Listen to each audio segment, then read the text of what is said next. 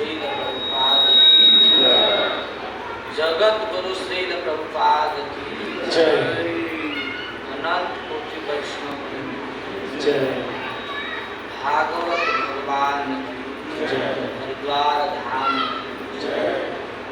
समवेत भक्त वृंद की जय। श्रोता वृंद की जय। जय जय श्री राधे।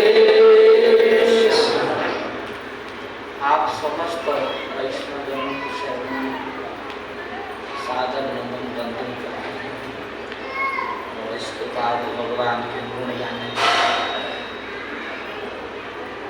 प्रयास करते हैं। नमो विष्णुपादाय कृष्ण पृष्ठाय भूतले श्रीमते राधा गोविंद गोस्वामी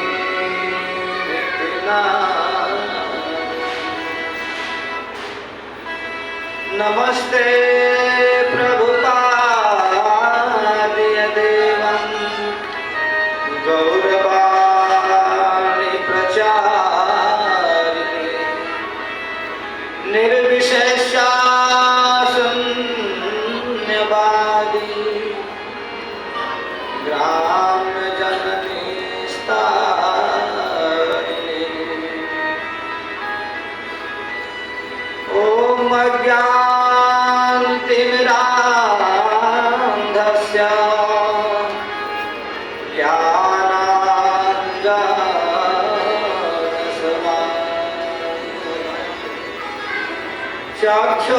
चक्षुरुन्मिलितं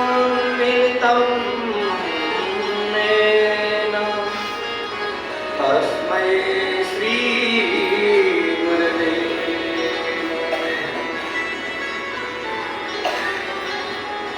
वन्देऽहं श्रीगुरोः श्रीयुतपदकमलं श्रीगुरुन् वैष्णवांश्च श्रीरूपं साग्रजातं सहगण रघुनाथान्वितं तं सजीवं साद्वैतं सावधूतं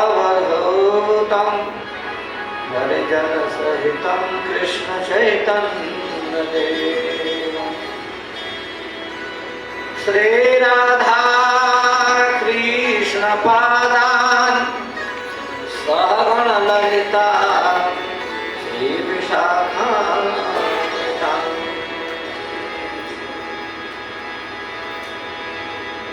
महद्री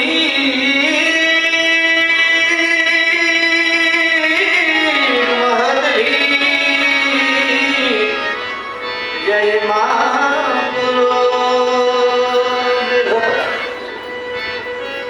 निर्मा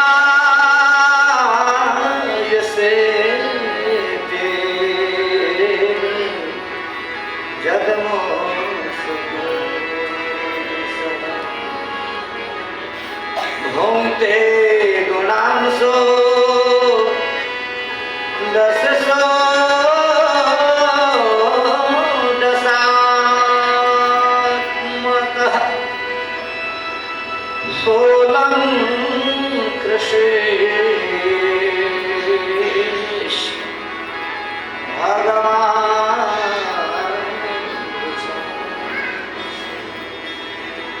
सोलं श्रेष्ठ भगवान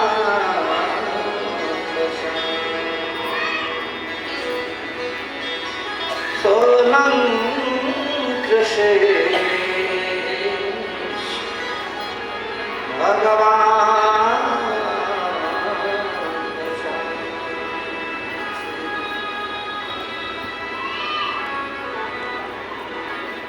बंसी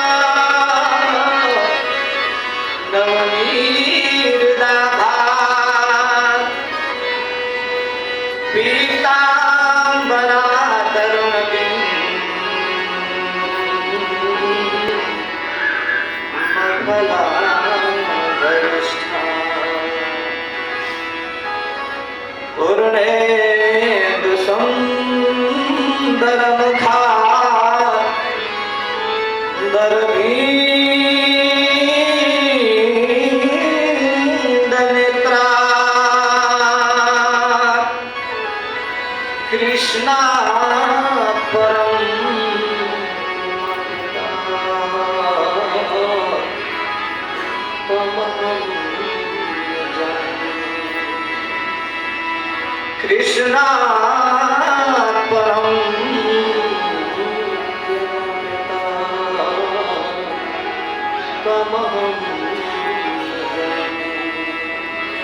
कृष्णा परम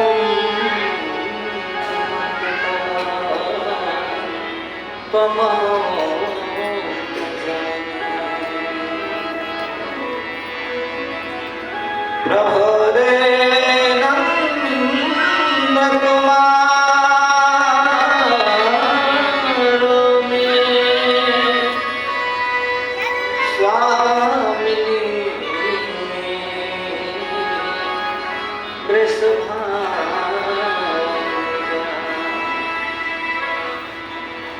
कृतार्थोऽहं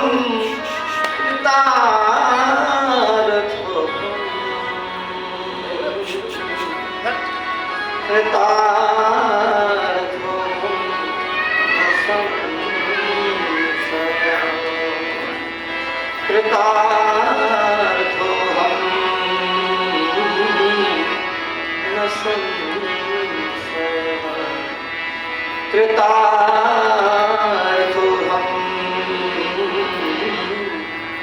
न संशयः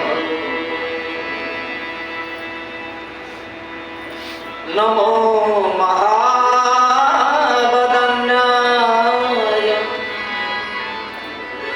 कृष्ण प्रेम प्रदायते कृष्णाय कृष्ण चैतन्याय नाम्ने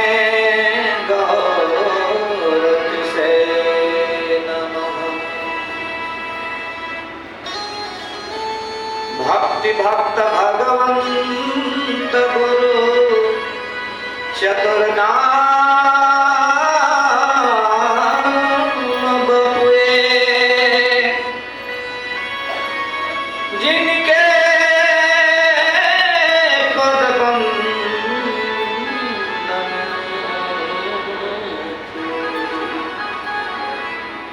मीठहि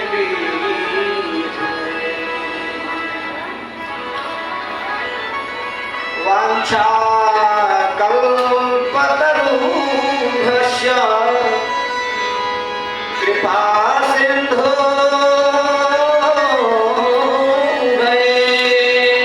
च पतितानां पावनेभ्यो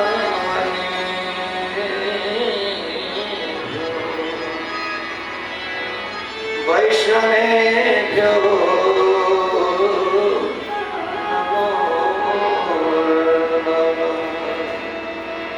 वैष्णवेभ्यो नमो नमः वैष्णवेभ्यो नमो नमः।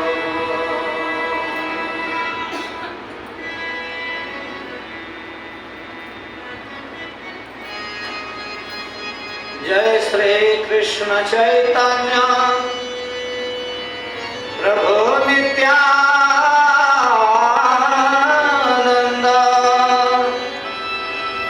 श्री अद्वैत गदाधर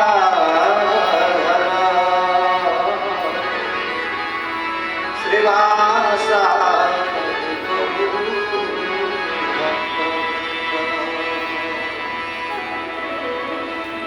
हरे कृष्ण कृष्ण कृष्ण हरे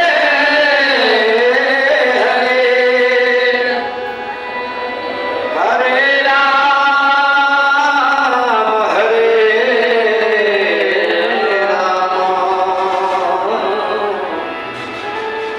राम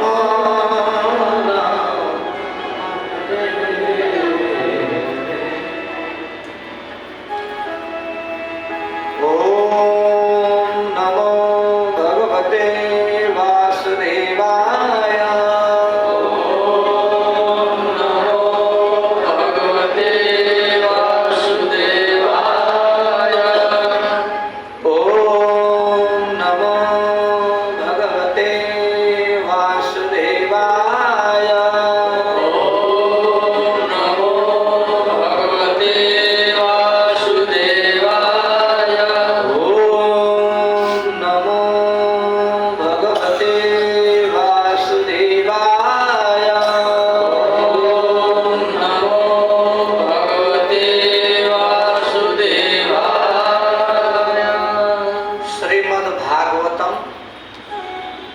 10म स्कंध अध्याय 82। प्रभुपाद जी का ग्रंथ कल मंगा रहे थे पंडित जी महाराज।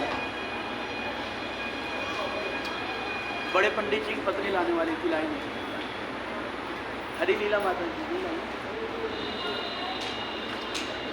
पूजा के मेरी पठरवे गाय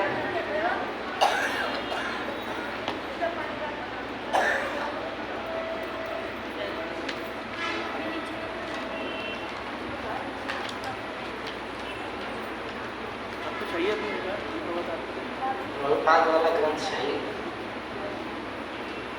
मोबाइल में तो है लेकिन मोबाइल से हमको अच्छा नहीं लगता। स्वाभाविक।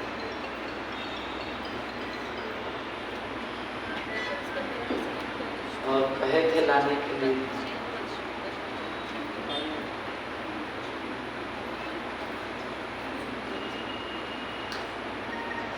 श्री शुक उवाच। आप सबके ग्रंथ में है, कल ग्रंथ दिया गया उसमें है ना, देखिए। श्री शुक उवाच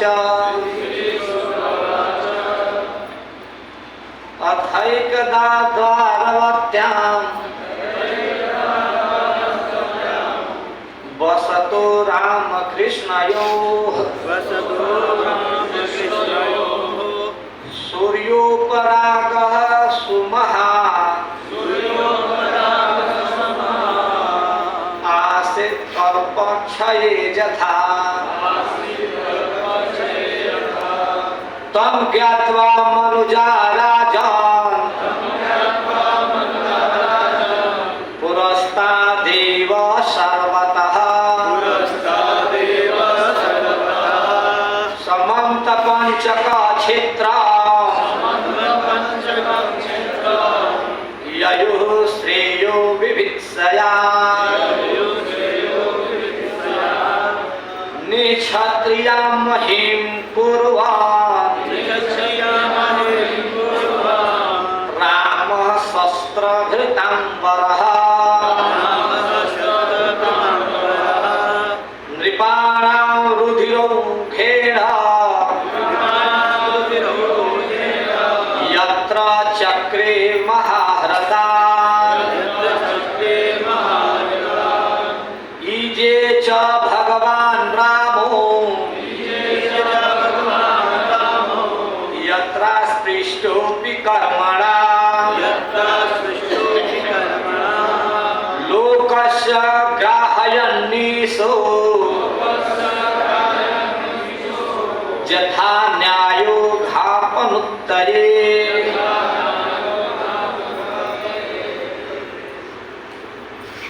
श्री शुक उवाच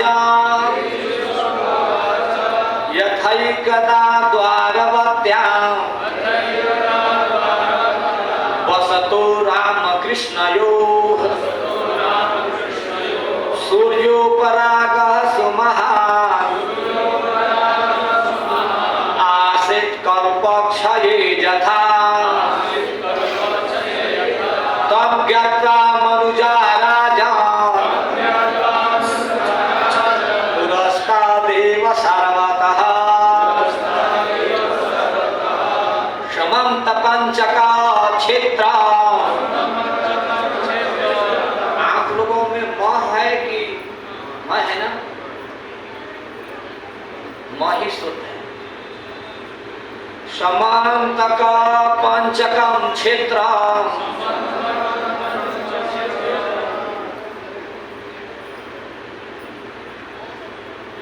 ययुः श्रेयो विभित्सया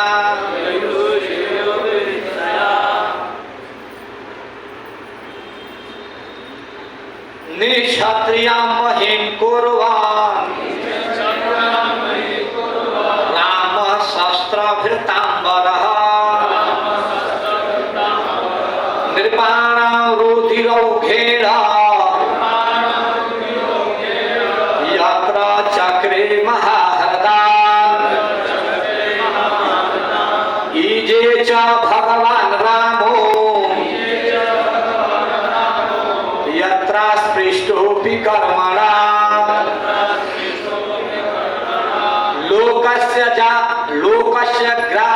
श्रावणसी निशो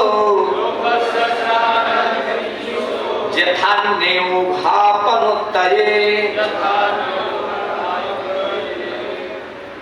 बोलिए 5 लोग इधर से 5 लोग इधर से बोलेंगे।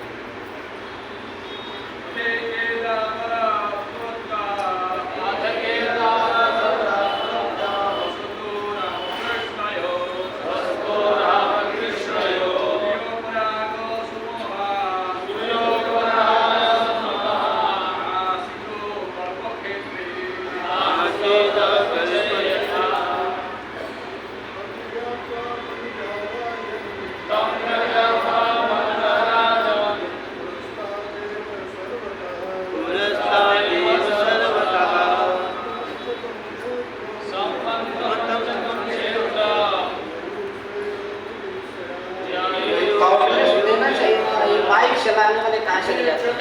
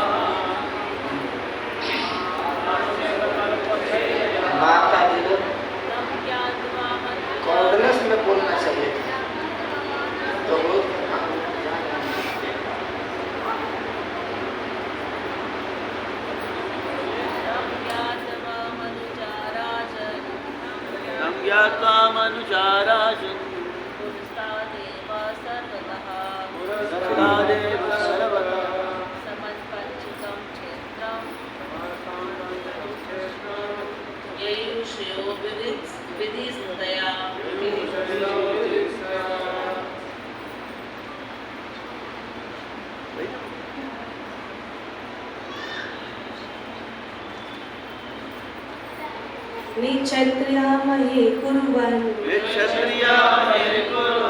राम शस्त्रवृताम्बरः निर्माणां रुधिरोघेण यत्रे चक्रे महात्मा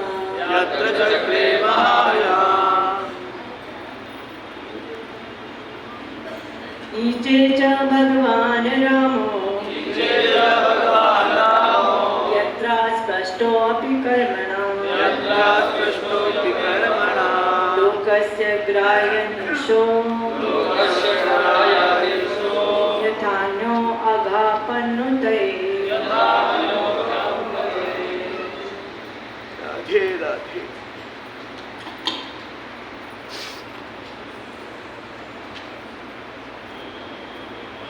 दो और हैं।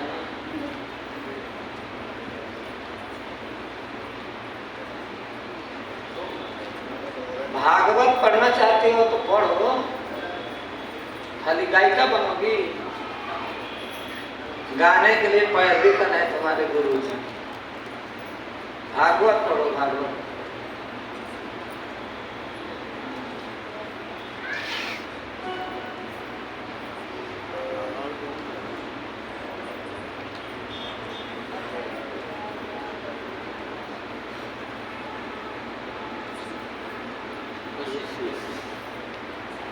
तथैकदा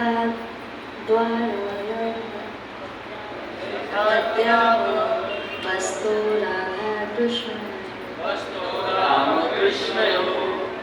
सूर्यो प्रागः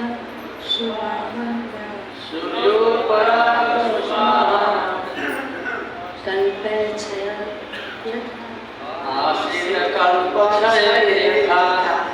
बेचारी जीवन में प्रथम बार श्लोक पढ़ी और हमने जानबूझकर इसको साहस दिया। ये तो खाली गंवाने का साहस देना है। असली चीज ये है जो हम लोगों के गुरु महाराज दिए हैं। जब हमारे जैसा निपढ़ आदमी बोल सकता है तो आप लोग तो पढ़े लिखे हैं तो क्यों नहीं बोल सकते? सही। हमारे गुरु महाराज कितना सहयोग दिए हैं, ऐसा बिरले महात्मा मिलेंगे।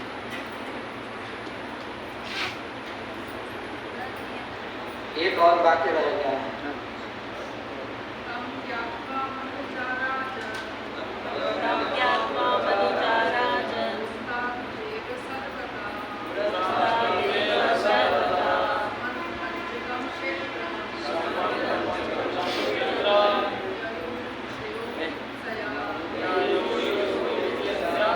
देखो दूध दही खाने में कितना ताकत है ना? माता जी दूध दही बचपन में खाई हैं तो आवाज कितनी बढ़िया निकल रही है।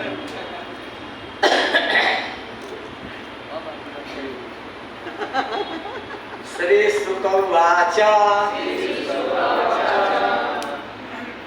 श्री सुखदेव जी ने कहा, राजन, हे महाराज परीक्षित,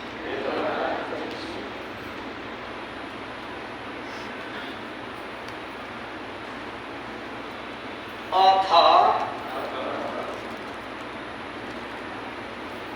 इसके बाद, अन्य पृथुक लीला के बाद, अन्य सुदामा चरित्र के बाद, द्वारवत्याम, द्वारिकापुरी में वसतु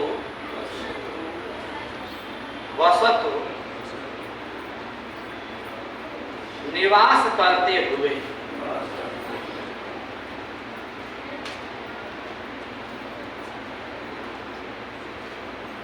रामकृष्णयोः, श्री बलराम और श्री कृष्ण,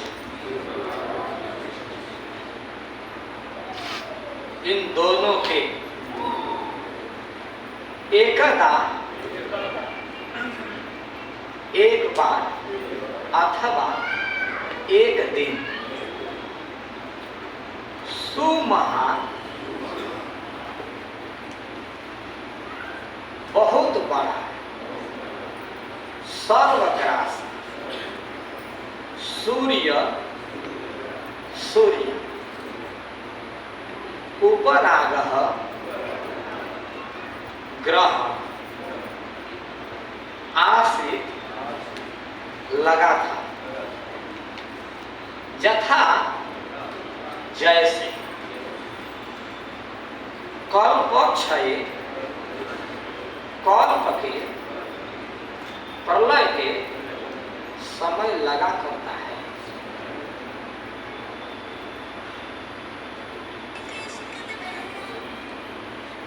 इस श्लोक को श्री सुखदेव जी महाराज प्रिय परीक्षित जी महाराज जी से बोल रहे हैं, और यह कथा गंगा जी के तट पर हो रही है, और यहाँ भी कथा गंगा जी के तट पर ही हो रही है। अंतर इतना ही है कि वह हस्तिनापुर क्षेत्र में कथा हो रही थी, और यहाँ पर जो कथा हो रही है मायापुरी में हो रही है। ठीक है मधुमंगल प्रभु जी प्रभु जी। आप लोग बड़े बड़े विद्वान यहाँ हैं, सुधार या सुधार दे। मायापुर का मतलब कल बतला चुके हैं, मायापुरी किसको कहते हैं। हरिद्वार का नाम है मायापुर, 7 पुरियों में से एक पुरी है जो गंगा जी के तट पर है।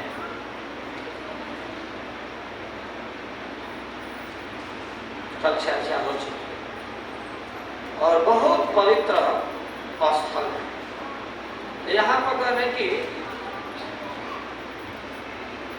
हे प्रिय परीक्षित, राम और श्री कृष्ण द्वारिकापुरी में रह रहे थे।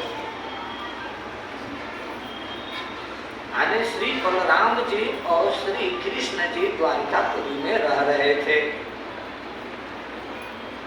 क्योंकि ब्रजमंडल के लीला और मथुरापुरी की लीला संपन्न कर चुके और उसके बाद वे द्वारिकापुरी में आ चुके। द्वारिकापुरी में क्यों आ रहे हैं, इसका भी कारण है शास्त्रों में। एक तो कारण है कि असुरों का संहार करना था, जैसे रामायण में कहा गया कि राम जन्म के हेतु अनेका परम विचित्र एकते एका।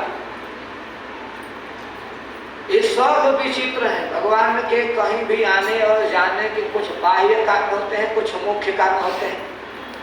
वो चाहे कोई से भी अवतार, राम जी के हो, कृष्ण जी के हो, नृसिंह जी के हो, चैतन्य जी के हो, किसी जी के, भगवत कोई भी स्वरूप यहाँ आते हैं, चाहे मछली जी के हो या चाहे कछुआ जी के। मीन भगवान मछली के रूप में, कच्छप भगवान कछुए के रूप में है तो भगवान ही है, तो चित नहीं। इनका उद्देश्य होता है कुछ बाह्य कारण, कुछ भीतरी कारण, मुख्य प्रयोजन और गौण प्रयोजन। तो भगवान श्री चैतन्य राम और कृष्ण ब्रज लीला भी संपन्न कर चुके हैं, मथुरा लीला भी संपन्न कर चुके हैं, अब ब्रज लीला कर रहे हैं, सब द्वारकापुरी की लीला कर रहे हैं। तो हम अभी कुछ ही दिन पहले सुने और श्री वृंदावन चंद्रदास गोस्वामी महाराज के सामने बहुत लोग प्रश्न किए होंगे, कभी तो ऐसा बोले कि अब लोग नहीं जानते हैं तो सुन ले। जीव गोस्वामी पाद ने टीका में लिखी है, तो वहां पढ़ लेना चाहिए।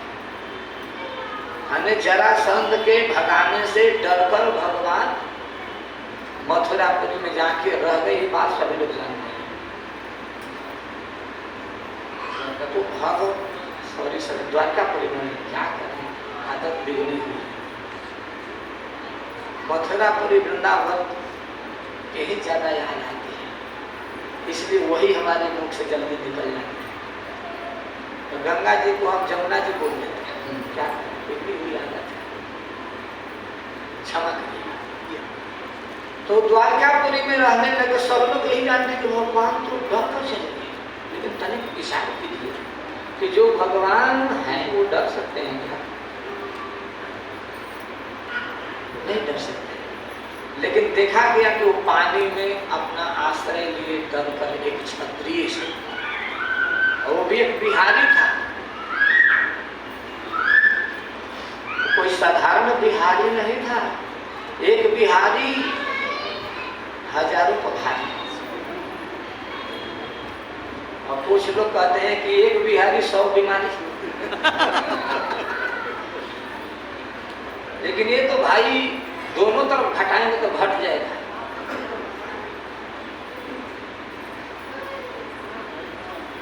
बिहारी जहां रहेगा वहां कुछ ना कुछ उल्फात करेगा। गुरु महाराज सुना रहे थे कि एक ग्वाला बड़ा ईमानदार था, दूध बेच रहा था, और दूध बेच रहा था तो वो ग्वाला था नेपाल का। ये सच्ची घटना है, कोई मजाक नहीं कर रहा। वो बड़ा ईमानदारी से दूध बेचता था, तब तक से एक बिहार का व्यक्ति वहां चला गया। तो कहा कि भाई हमको भी दूध चाहिए। चलना के तो कहा कि सरकार हमारा दूध तो पहले से ही बांधा हुआ है, तो कितना दूध बेचते हैं? कि 5 लीटर रोज दे देता हूँ महाराज। अब नहीं है महाराज, तो उसमें क्या है, 1 लीटर पानी डाल देना, 6 लीटर ले जाएंगे, तुम्हारे 1 लीटर के दाम भी बढ़ जाएंगे और हमको दूध भी मिल जाएगा। लेकिन ऐसा करना, दूध निकाल के 4 लीटर में लीटर डाल देना।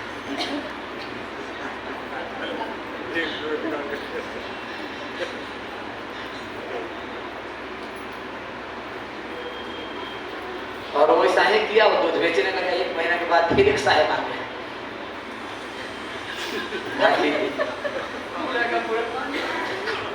हमको दूध चाहिए।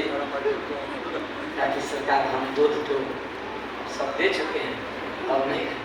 अरे उसमें क्या है, थोड़ा पानी मिला लेना, हमको एक आधा लीटर ही चाहिए, तो आधा लीटर पानी मिला लेना। ठीक है, वो आधा लीटर और पानी मिला दिया। अब उसके दूध कितने हो गए, 6.5 लीटर, और दूध बेचने लगा। फिर 1 महीने में तो वो ऐसा ही सब मिल रहा है, सब लोग ले रहे हैं, खा रहे हैं, पी रहे हैं आनंद से। तब तक से एक और आ गया,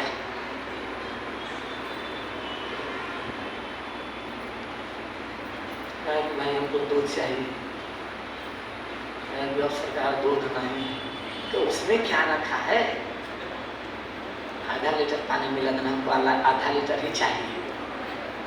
अच्छा यार, 2 लीटर हो जाएंगे, 5 लीटर दूध में 2 लीटर पानी चल जाएंगे। वो मन में सोच रहा है, चलो एक दिन देखता हूँ। दूध में पानी 2 लीटर डाल दिया और बेचा, सब लोग ले लिए। वो सोचा कि 5 लीटर के पैसा मिल रहे थे, इतने, अब तो 5 लीटर में ही 7 लीटर हो गए। अब वो धीरे धीरे करके अब वो ऐसा पानी मिलाने लगा कि लोग बीमार होने लगे। इसीलिए कहते हैं 100 एक बिहारी 100 बीमारी। अब दूध में पानी मिलाओगे तो चल जाएगा, लेकिन गटर के पानी मिलाओगे, जैसे तैसे पानी मिलाओगे तो बीमारी नहीं होगी तो क्या होगी। लेकिन असली बात को तो लोग जानते नहीं, खाली बोल देते हैं। वो बीमारी कहाँ से फैली थी, वो जैसा तैसा पानी मिला के बेच रहा था। और हमने तो अपने आँख से देखा है, हम गौतम जी से दूध ले रहे थे, वृंदावन की घटना का है। तो कहेगी महाराज आपको सपनिया चाहिए कि निपनिया चाहिए? हमको निपनिया चाहिए। तो कहेगी 50 रुपया लगेगा। 50 रुपया ही लेंगे, और सपनिया लेंगे तो 30 रुपया में मिल जाएगा, 20 रुपया की छूट। करके हमको सपनिया नहीं चाहिए, हमको निपनिया चाहिए। तो हम उसको अपना कमंडल देते थे, वो लाता था। तो वो पानी कैसे डालते हैं वो बतला रहा हूँ। ले जाके हैंड पाइप के पास रख देते हैं और कल चलाना चालू करते हैं, बिना नापे रखे। जब भर जाता है तो ले जाते हैं। आँख से देखें। ये केवल बिहार की बात नहीं है, बिहार को तो बदनाम किया गया, ये अब चारों तरफ हो गया। लेकिन ये कोई बात नहीं, बिहारी बिहारी सब एक ही होती है। वहाँ भी बिहारी, यहाँ भी बिहारी, वृंदावन में भी तो बिहारी ही है ना, वृंदावन बिहारी, और वहाँ भी बिहारी। और बिहार में जरासंध भी बिहारी ही था, यहीं से तो कथा चालू किया। तो उस एक बिहारी के चलते ये बिहारी भाग गया। एक बिहारी सब पर भारी, सुने हैं कि नहीं सुने? आने एक बिहारी बिहारी जी को भी भगा दिया। वृंदावन में हम लोग बरसाने में दर्शन कर रहे थे, तो कई शास्त्री लोग थे, विनोद चल रहा था, विद्वान लोग थे, तो बोल रहे थे, हमारे कई गुरु भाई भी थे। एक शास्त्री जी थे, कन्हैया लाल शास्त्री जी के लड़के, तो बोल रहे थे। तो हम भी थोड़ा सा विनोद करते, परिचय पूछे, तो मैं कहा कि वो कहे कि हम बिहारी जी के हैं। तो मैं कहा कि हम भी बिहारी जी के हैं। वो कहे कि हम बिहारी जी के हैं, तो हम बिहारी जी के ही बिहारी हैं। हमने ऐसा जोड़ के दिया, हम बिहारी जी के बिहारी हैं। हाँ, बिहारी जी के बिहारी। मतलब अरे मतलब कि हम वो बिहारी हैं जो बिहारी जी को भी भगा देते हैं, उनके नाक में भी पानी घुसा देते हैं।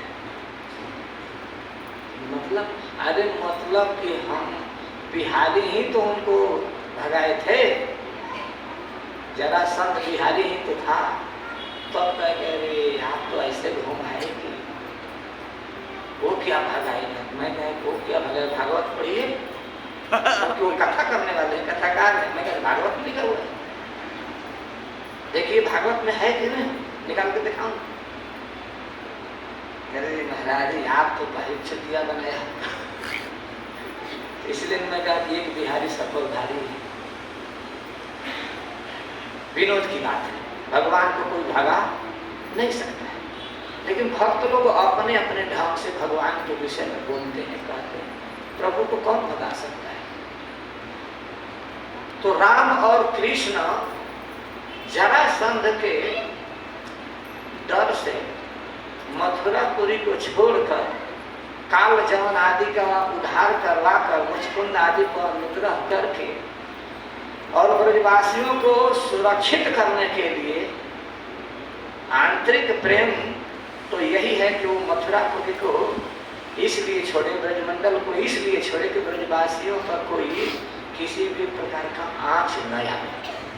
ये भीतरी बात है। और ऊपरी बात है वो दिखाने के लिए भाग रहे हैं।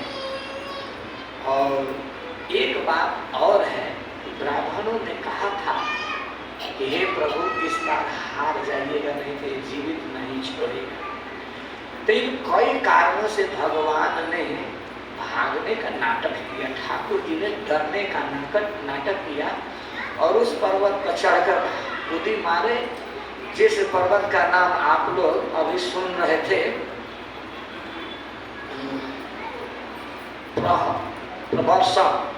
प्रवर्षण पर्वत पर भगवान चढ़ गए थे और जिसको 18 अक्षौणी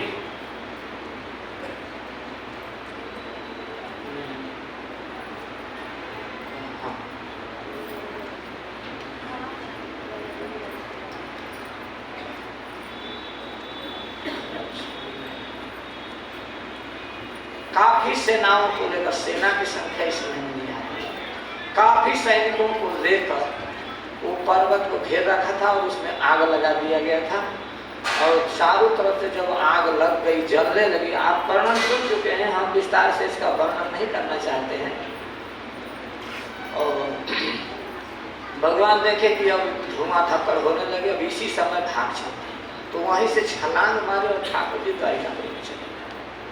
तो ये भगवान की लीला हुई और इस लीला को संपन्न करके सीधे द्वारिका में आ गए।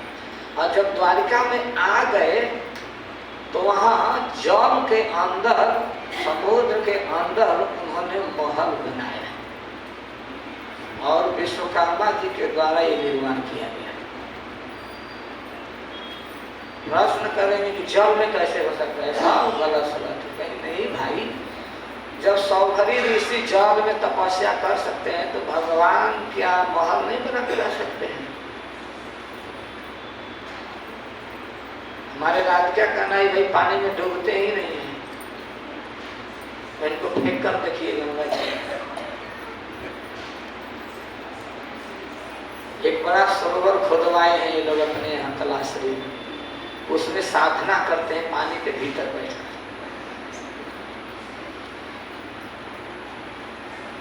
तो जब आजकल के लोग कर सकते हैं तो उस समय के लोग कर लेंगे तो कौन सा आश्चर्य की बात है? और भगवान बना लेते इसमें कौन सा आश्चर्य की बात है? श्री देवकी नंदन प्रभु भी सिखा रहे थे कि ऐसे करो ना, तो चलो ऐसे करो, नहीं डूबोगे, देखना छोड़ मत देना, नहीं तो डूब जाओगे। तो अभ्यास करने पर कुछ भी संभव है। तो भगवान का महल पानी में है और बहुत सुंदर है। उस द्वारिकापुरी में भगवान रह रहे हैं और उस समय का वर्णन है कि एकदा, एक समय की बात। अच्छा, एकदा क्यों कहा गया है? तो इसलिए एकदा कहा गया है कि यह समय उसका बोध कराता है जब सूर्य ग्रहण लगा हुआ था। इस पर बहुत सुंदर विचार दिए और उस समय वे वहां रहते थे और उसी समय भगवान ने अपने सूर्यों पर आ गए, सूर्य ग्रहण के अवसर पर सुमहान, वह कैसा था सूर्य ग्रहण, तो करो सुमहान, बहुत महान था, बहुत विशाल था। कैसा था तो करो कल्पक्षय जथा। कल्प कहते हैं ब्रह्मा जी के एक दिन को, ब्रह्मा जी के एक दिन को कल्प कहते हैं।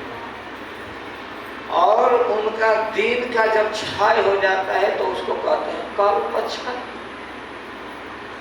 यानी ब्रह्मा जी के दिन का जब समापन होता है तो वो प्रलय होता है। कल्प क्षय का अर्थ समझना चाहिए प्रलय। और वह प्रलय पूरा प्रलय नहीं कहलाता है, उसको कल्प प्रलय कहते हैं, खंड प्रलय। सबका प्रलय नहीं होता है। तो कल्प के क्षय होने पर जैसा अंधकार होता है वो वैसा सूर्य ग्रहण लगता है। और सूर्य ग्रहण लगता है तो क्या करते हैं लोग? हरे कृष्णा कृष्णा कृष्णा हरे हरे, हरे राम राम राम हरे हरे। माघ भोग में क्या चला है आज? क्योंकि यहाँ भी ग्रहण दिखाई पड़ रहा है।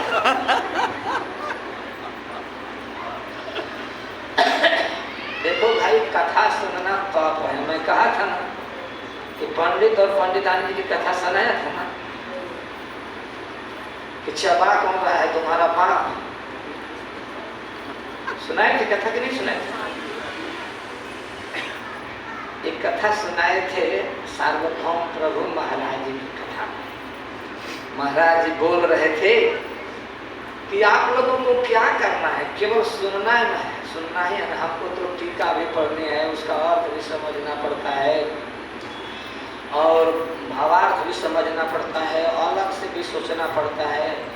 और अन्वय, शब्दार्थ, भावार्थ, तात्पर्य सब पढ़ने में, सुनने में, समझने में बहुत टाइम लगता है। और बना बनाया आप लोगों को दिया जा रहा है, फिर भी नहीं सुन रहे हैं। अनुमोदन करने को समय जब आया, महाराज अनुमोदन के लिए अवसर देते, एक दिन पूरा दे देते हैं। थोड़ी सी कथा कहते हैं, पूरा अनुमोदन के लिए दे देते। वो कहते हैं बोलो तुम बोलो, तुम बोलो, सबको अवसर देते हैं। जितना बोलने वाले लोग हैं उसी में बोलने बोलने में सबको बोलकर बना दिए। महाराज जी बोल रहे थे तो अनुमोदन करने के लिए दिए सार्वभौम प्रभु। सार्वभौम प्रभु कहे कि महाराज जी बहुत सुंदर कथा सुनाए। और उसी सुंदर कथा में कहे कि आप लोगों को तो कुछ नहीं करना है, बिना मेहनत के सब कुछ मिल रहा है। तो इस बात पर हमें एक कथा आ रही है पंडित जी की और पंडितानी जी की। तो उन्होंने कहा एक बड़ी सुंदर पतिव्रता पंडितानी जी थी जो भोजन बनाती थी और भोजन बनाकर पंडित जी को खिलाती भी थी और साथ में पंखा भी झलती थी। फिर भी पंडित जी को गर्मी हो रही थी, है ना पंडित जी? गर्मी होती है पंडित जी लोगों को, क्योंकि पंखा के हवा खाते खाते, एसी के हवा खाते खाते बिगड़ जाते हैं। फिर भी गर्मी नहीं सूख रही है तो एसी से करने लगे। पूछिए कि पंडित जी एक बात पूछनी बताइए, धूप में मैं बैठती हूँ, रोटी मैं बनाती हूँ, दौड़ कर मैं लाती हूँ, तोड़ कर मैं खिलाती हूँ, पंखा मैं झेलती हूँ, तो आपको गर्मी हो रही है। मुझे गर्मी होनी चाहिए थी क्योंकि परिश्रम ज्यादा मैं कर रही हूँ। तो पंडित जी सारी बात सुनकर कहे कि तुम कह रही हो ये बात, अच्छा बात कौन रहा है तुम्हारा बाप? सब लोग हंस दिए। वहां भी हम लोग ठट्ठा मार कर हंसे। हमारी आदत है, हंसते हैं तो बहुत जोर से हंसते हैं। तो महाराज जी भी हंसे। गुरु कहे कि महाराज जी आप कह रहे हैं कि मेहनत नहीं पड़ रहा है, चला कौन रहा है? महाराज जी से कहीं चला कौन रहा है? तो महाराज जी के पास माइक थी, महाराज जी ने बढ़िया अनुमोदन किए। चबाने में बहुत मेहनत है, चबाना इतना आसान काम नहीं है। बोलने में मेहनत है, लेकिन बैठ के सुनने में उससे भी ज्यादा मेहनत है, क्योंकि ग्रहण लग जाता है। हम कहते क्या होता है, ग्रहण लगल बा। ग्रहण का अर्थ समझना चाहिए। ग्रहण का मतलब ही होता है जो सब कुछ ग्रहण पकड़ में।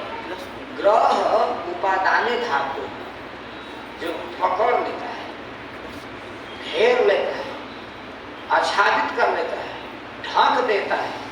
भोजपुरी में कहे तो तोप देता है। लौक ही न देगा, दिखने ही नहीं देता है। और जब ग्रहण लग जाता है तो क्या होता है?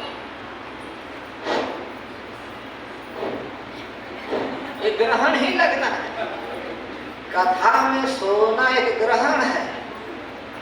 ग्रहण क्या करता है? नाश करता है। ग्रहण से बचना चाहिए। और ग्रहण से बचने का उपाय, ग्रहण में क्या करते हैं जानते हैं? हरि हरि हरे हरे कृष्णा, हरे कृष्णा, कृष्णा कृष्णा हरे हरे, हरे हरे राम, राम राम हरे हरे। ग्रहण का मतलब आप लोग समझ गए। सूर्य पर ही केवल ग्रहण नहीं लगता है, चंद्र देव पर ही केवल ग्रहण नहीं लगता है, हम सब पर ग्रहण लगता है। वो ग्रह ऐसा है राहु केतु कि काखा में भी आके चढ़ जाता है। इसलिए भोजन करते समय ज्यादा ग्रहण नहीं करना चाहिए।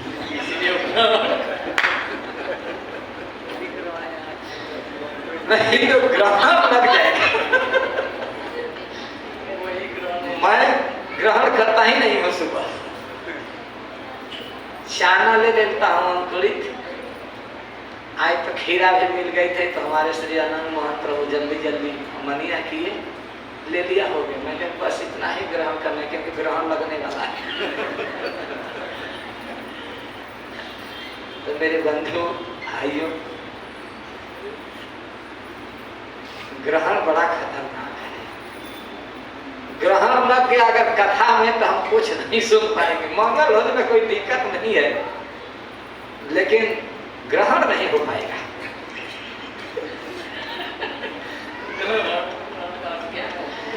देखो भाई, शब्दा ना मने करता। आखिर हम पढ़े हैं तो बोलेंगे कहाँ? दूसरे जगह कि यही बोलेंगे। अभी जो मैं ग्रहण का अर्थ बोला उसका ज्ञान अर्थ हो गया। ग्रहण किधर से किधर जा रहा है, कहीं भी जा सकता है, वो हमारे ही हाथ में। जिधर घुमाएंगे वैसे घूमेगा। शब्दा नाम अनेक था। काव्य साहित्य में, काव्य प्रकाश में और साहित्य दर्पण में एक ही शब्द के 14 प्रकार से अर्थ किए गए हैं। करने की शैली है। साहित्य दर्पण में 7 प्रकार से किए गए। तो एक शब्द के कई तरह से अर्थ कर सकते हैं। अब कहाँ उसके संगति हम बैठाएंगे तो क्या होगा, ये तो खोपड़ी होनी चाहिए। तो हमें सूर्योपराग से बचना चाहिए, चंद्रोपराग से बचना चाहिए, अनुपराग से बचना चाहिए। नहीं तो ग्रहण हमको ग्रहण नहीं करने देगा। हरे कृष्णा कृष्णा कृष्णा हरे हरे, हरे राम राम राम हरे हरे। तो सबको ये पता चला। द्वारवत्यम औसतः रामकृष्ण, द्वारकापुरी में रामकृष्ण जब रह रहे थे तो उन्होंने सुमहान सूर्योपराग आसित, इस विषय में उन लोगों ने सुना और समझा। और वह सुमहान कहने का मतलब है कि इतना अंधकारमय था, इतना अंधकारमय था कि वहां कुछ भी नहीं दिखाई पड़ता था। दृष्टांत क्या दे रहे हैं कि जैसे प्रलय के काल में कुछ भी नहीं दिखाई पड़ता है, केवल जल ही जल ही जल ही, और उस जल में भी अंधकार ही अंधकार ही अंधकार है। हम एक दिन दमन गए थे रात्रि में, समुद्र के तट पर दमन आप लोग जानते हैं। तो उस दमन में दिन में कई बार गए, बहुत लोग आते हैं, हम कहते हैं रात्रि में चलो देखते हैं। ठीक है, रात्रि में आप क्यों जाना चाहते हैं? सब अंधकार में। मैं कहा कि यही तो काम है हमारा, जहाँ कोई न जाए वहाँ हम जाए। जैसे हमारे भाई का कि आप हैं कि बस के बाद है यहाँ स्नान करना। हमको देखकर 3 लोग आए, 4 लोग, लेकिन सफल नहीं हो, लौट लौट के चले गए। और हम जगह ही इसलिए चुने थे कि यहाँ कोई न जाए। तो हम रात्रि का चुनाव किए, तो पूछे कि क्यों जाना चाहते थे? मैं कहा कि मैं कुछ देखना चाहता हूँ। क्या देखना चाहता हूँ? तो मैं देखना चाहता हूँ कि चलो वहीं बतलाऊंगा। तो वहाँ गए थे कि एकदम अंधकार था और कुछ भी नहीं दिखाई पड़ा था, केवल समुद्र के लहर की आवाज सुनाई पड़ती थी और चारों तरफ अंधकार था। तो मैं कहा कि यही देखने के लिए आया कि प्रलय के समय कैसा अंधकार होता होगा, इसको देखकर अनुमान मिल जाएगा। कल्पक्ष है या खटिया गए हैं आप लोग? कितने लोग गए हैं खटिया? कुछ लोग गए हैं। हम लोग तो बिहार के हैं तो कुछ ना क्या, कुछ लोग खटिया गए। तो खटिया जोगिया पीर बाबा है और उनके ऊपर पहाड़ है, गुजरी पहाड़। तो उस गुजरी पहाड़ में हम भागवत पढ़ते थे जाके। तो वहाँ एक गुफा है और उस गुफा के भीतर भगवान शिव जी का मंदिर है। तो उसमें नित्यानंद प्रभु, जिनका मैं कल नाम लिया था, वो नित्यानंद प्रभु जाकर भजन करते थे। तो कहते चलो तुमको भगवान शिव का दर्शन गए। लाइट लेकर बहुत बढ़िया शिवलिंग था, अंदर पानी उठा, भयंकर अंधकार। तो 2 जगहों पर हम अनुभव किए कि प्रलय काल में कैसे अंधकार हो। केवल अंधकार, केवल अंधकार, केवल अंधकार। अपना हाथ ही नहीं दिखता था। उसको कहते हैं सुमहान सूर्योपराग। जहाँ कुछ भी न दिखे उसको कहते हैं सुमहान सूर्योपराग आसेत। बुक में देखिए है कि नहीं? बुक में ही दिखा था। बहुत भयंकर सूर्य, सर्वग्रास सूर्य ग्रहण था। पूरा सूर्य को निगल गया था, घेर लिया था, आच्छादित कर लिया था। पूरा संसार अंधकार में हो गया। ऐसा वो महान ग्रहण था। और जब वह ग्रहण लगा तो पूरा अंधकार हो गया। इसको कहते हैं सुमहान सूर्योपरागः। तो इस सूर्य उपराग के विषय में ज्योतिषियों के द्वारा, बड़े बड़े ज्योतिषियों के द्वारा पहले से ही यह बात पता चल जाती है। ज्योतिष शास्त्र के द्वारा पहले ही पता चल जाता है कि न कब और किस समय क्या क्या होने वाला है। क्योंकि हमारा वैदिक शास्त्र इतना बृहद है, इतना विस्तृत है और इतना सब कुछ भूत भविष्य वर्तमान जानने वाला है।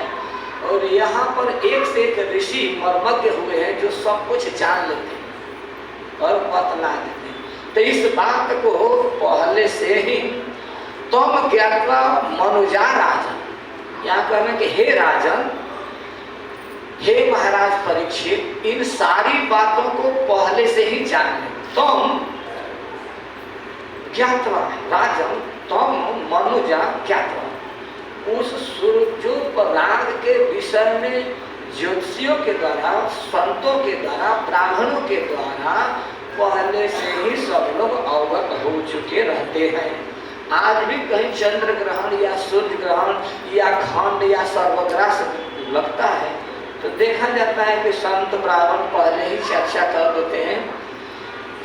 गांव में पढ़े लिखे लोग नहीं होते हैं, फिर भी उनको कहा जाता है कि भाई इतने बजे से सूतक लग जाएगा, इतने बजे ग्रहण लगेगा, अपना जो कुछ करना है कर लेना, या उसमें उषा डाल देना, तुलसी डाल देना, भोजन आदि, जल ग्रहण नहीं करना, अन्न ग्रहण नहीं करना। तो उस समय क्या करना चाहिए? तो ग्रहण के समय केवल भगवान का नाम लेना चाहिए, जप करना चाहिए, पाठ करना चाहिए, स्तोत्रों का अधिक से अधिक उच्चारण करना चाहिए ताकि मंत्र सिद्ध हो। गायत्री मंत्र हो, महामंत्र हो, या कोई से स्तोत्र हो। एक बार चंद्र ग्रहण लगा हुआ था तो हम लोग बैठे थे हरिद्वार जी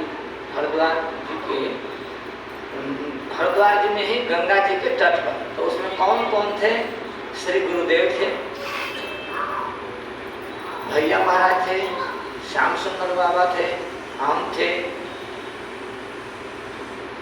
इस ग्रुप से, और सहदेव बाबा थे, और श्री विनोद बिहारी बाबा और निताई बाबा, इतने लोग थे।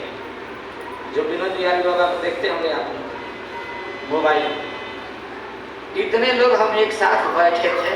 महाराज जी कहे कि सब लोग जप करो, सब लोग जप किए। जब तक सूर्य चंद्र ग्रहण था तब तक बैठ के गंगा जी के तट पर सब लोग जप किए।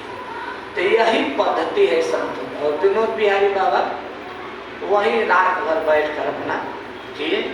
हम लोग तो ग्रहण आदि समाप्त होने के बाद वहाँ से चल दिए, क्योंकि भागवत कथा सुननी थी, महाराज जी के साथ थे तो लाभ लिए। ये सब किए जाते हैं। तो इस तरह की बात पहले ही संत ब्राह्मण ऋषि मुनियों के द्वारा सारे लोगों में फैला दी जाती है कि भाई इतने दिनों से इतने दिन को इतने समय से इतने समय तक हमें दूसरा काम नहीं करना है, केवल भगवान के लिए, उनके नाम गुण लीला के लिए ही समय रखना है, इससे अपना लाभ होगा। इस बात को फैलाई क्यों जाती है कि सभी लोग पढ़े नहीं होते हैं, सभी लोग जानकार नहीं होते हैं, इसलिए बतलाया जाता है।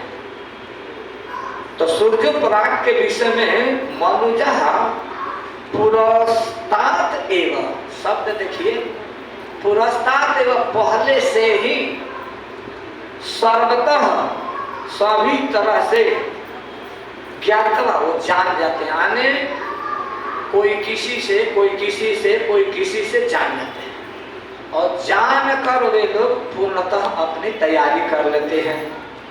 उसी तरह श्री राम जी ने, बलराम जी ने और श्री कृष्ण ने भी इस सूर्योपराग के लगने की सारी बातों को लोगों को, द्वारकापुर के वासियों को बतलाई। और उतना ही नहीं, अगल बगल में जितने थे उन सबको भी बतला दिया। और समंत पंचकम क्षेत्रम ययुः, और घोषित भी कर दिया कि देखो भाई, इस सूर्य ग्रहण के अवसर पर तीर्थों में जाकर दान करने से, स्नान करने से, भगवान के नाम लेने से व्यक्ति को अक्षय फल की प्राप्ति होती है। ये शास्त्र में वर्णन है। इन सारी बातों को फैला दिए। तो कोई प्रश्न कर सकते हैं कि द्वारकापुरी तीर्थ नहीं है क्या? वो तो धाम है, भगवान का घर ही है। तो वहाँ रहने वाले भगवान को तीर्थों के बारे में क्यों बतला रहे हैं? तो कहेंगे समंत पंचकम क्षेत्र, समंत पंचक क्षेत्र में इसके महिमा अधिक है। शास्त्रों का वर्णन है कि उतना फल द्वारका से भी नहीं मिलेगा, मथुरा से भी नहीं मिलेगा, काशी पुरी से भी नहीं मिलेगा। भारत भूमि में जितने क्षेत्र हैं उन क्षेत्रों में कहीं भी चले जाइए, पवित्र तीर्थों में फल मिलेंगे, लेकिन जितना फल कुरुक्षेत्र से मिलता है ग्रहण में, उतना फल कहीं किसी क्षेत्रों से नहीं मिलता है। इसलिए भगवान ने विचार किया और विचार करके सभी लोगों में बात फैलाई, अपनी प्रजाओं में फैलाई। और यह है राजा का काम। यद्यपि भगवान राजा नहीं थे, भगवान को तो साप लगा हुआ है पूर्वजों का, इसलिए राजपाट स्वीकार नहीं किए। वेशभूषा धारण कर लेते हैं लेकिन राजपाट कभी नहीं किया। तो उनके नाना उग्रसेन जी करते थे, उन्हीं को राजा बनाए थे। वो चाहते तो बन सकते थे लेकिन अपने पूर्वजों के विचारों का कभी खंडन नहीं किया, क्योंकि राम के रूप में आए वही प्रभु तो पिता के आदेश का, आदि के आदेश का पालन किए, माता के आदेश का पालन किए, क्योंकि भगवान माता पिता के बहुत बड़े भक्त हैं।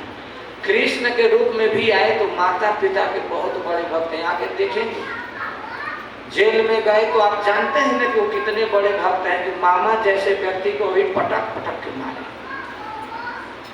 कि माँ का छोटा पकड़ा था ना, माँ का केस पकड़ा था ना, तो जैसे केस पकड़ा था उसी तरह से उसके केस को पकड़कर भगवान मारे। और भगवान का इतना क्रोध था कि उसके छाती पर कूद गए और उससे भी नहीं हुआ तो एक घूसा जमकर मारे। और उससे भी उनका मन नहीं भरा तो घिसेट घिसेट कर देखा। टीकाकार लोग कहते हैं कि क्यों भगवान ऐसा किया? माँ के सीखा पकड़ा था इसलिए बदला लिया। तो हमारे माँ का सीखा पकड़ा था ना, छोटी पकड़ा था ना। देख, दूसरा काम है कि सीखा पकड़ के इसलिए घिसेट घिसेट के दिखा रहे थे, देख लो मेरे सखाओ, अब डरने की बात नहीं, मामा जी का काम तमाम है। बाण को पकड़कर बहुत सारे भाव है, अनेकों भाव है। तो मामा जैसे व्यक्ति को उन्होंने देख लिया। भगवान माता पिता के बहुत बड़े भक्त हैं। इस प्रसंग में भी आएगा कि बहुत बड़े भक्त हैं। तो यहाँ समंत पंचकम क्षेत्र में, समंत पंचक इसको क्यों कहते हैं? तो टीकाकार लोग बतलाते हैं कि जिसके समीप में पांच पांच सरोवर है उसको समंत पंचक कहते हैं।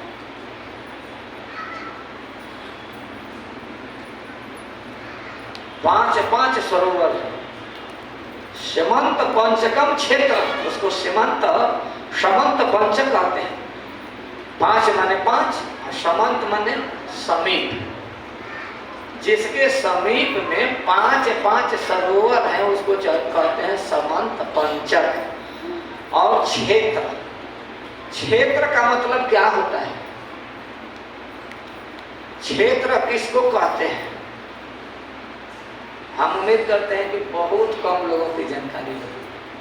100 में से की जाने का लोग बतला दें, नहीं तो सब लोग नहीं बतलाए। क्षेत्र का यही अर्थ समझते हैं कि और सीधा सा खेत या खाली जगह, यही ना। क्षेत्र शब्द के कितने लोग अर्थ जानते हैं? हाथ उठाएं तो देखें, एक भी नहीं। क्या होता है क्षेत्र का? बतलाइए संगीत माधव जी, बतलाइए। अच्छा, बढ़िया बतलाएं। भूमि, क्षेत्र, देह, क्षेत्र क्षेत्र को गीता बोल रहे हैं हमारे गुरु जी। लेकिन यहाँ तो समंत पंचकम क्षेत्र की बात की जा रही है। आप बतलाइए संगीत माता बाबा। वही है, दोनों चालाकी करके संगीत माधव बाबा इस बात पर नाम चंदास महाराज जी इनको चालाक बनाते हैं। स्त्री को क्षेत्र कहा गया है, स्त्री को भी क्षेत्र कहा गया है। क्षेत्र के बहुत सारे अर्थ हैं, लेकिन क्षेत्र का अर्थ होता है पाप को नाश करने वाला। क्षेत्र का अर्थ होता है नाश करने वाला। क्षेत्र का अर्थ ही होता है नाश करने वाला। समझ लीजिए, सीधा सा अर्थ है इसका, सीधा सा है। यह अर्थ मैं जब पढ़ रहा था तो बहुत इस पर विचार किया कि आखिर क्षेत्र क्यों कहा जाता है। क्षेत्र का सीधा सा अर्थ है, कोश में लिखा हुआ है, हमने इसको कोश से पढ़ा कि क्षेत्र क्यों है, क्योंकि यहाँ क्षेत्र आया है, मूल में क्षेत्र आया है। तो क्षेत्र का छी धातु है, और छी धातु के अर्थ है कि जो नाश करने वाला, 6 धातुओं को हम संग्रह किए जो नाश के अर्थ में है, जो क्षय करता है, नाश करता है, विनाश करता है, उसको कहते हैं क्षेत्र। ठीक है। छी का अर्थ ही होता है, छी का अर्थ होता है नाश करने वाला, समझ गए ना। और छी का अर्थ हो गया नाश करने वाला, और त्र का अर्थ हो गया त्राण करने वाला। दवादश त्रन से त्रन प्रत्यय के क्षेत्र बना। जब इन दोनों को मिलाए तो इसका अर्थ हो गया क्षेत्र, जो पापों को नाश करे, जो भूख को नाश करे। भूमि को भी क्षेत्र कहते हैं। क्यों कहते हैं भूमि को क्षेत्र? जब उसमें भूख मिटाने का गुण धर्म है तो उसको क्षेत्र कहेंगे। अगर भूख मिटाने का उसका गुण धर्म खत्म हो गया तो उसको क्षेत्र नहीं कहेंगे। तो नाश करने वाले को क्षेत्र कहते हैं।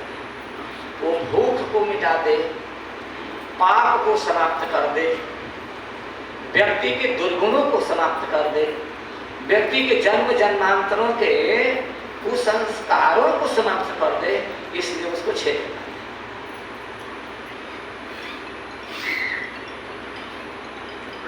तो ऐसे समंत पंचक क्षेत्र में भगवान कह रहे हैं जाने को।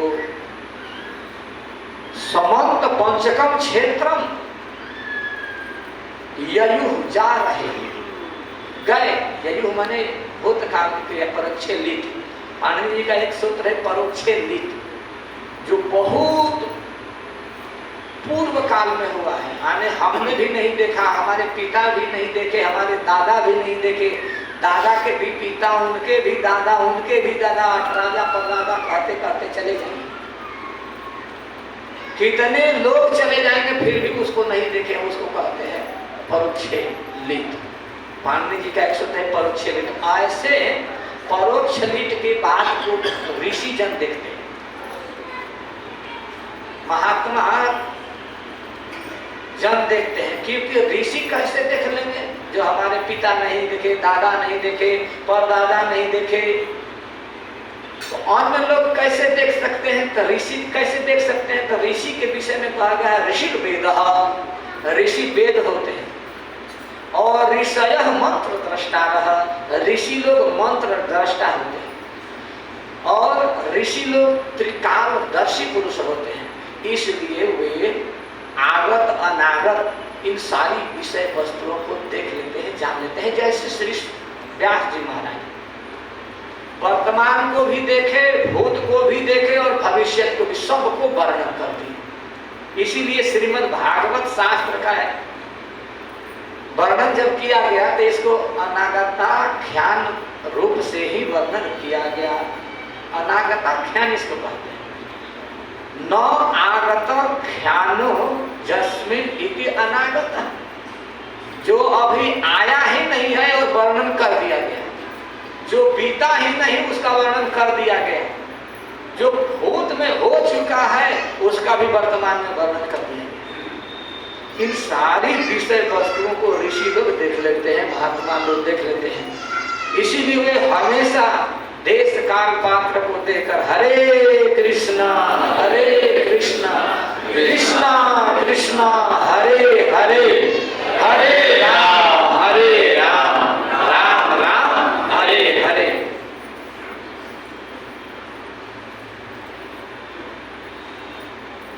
ऐसा सोचकर वे लोग उस धाम में गए।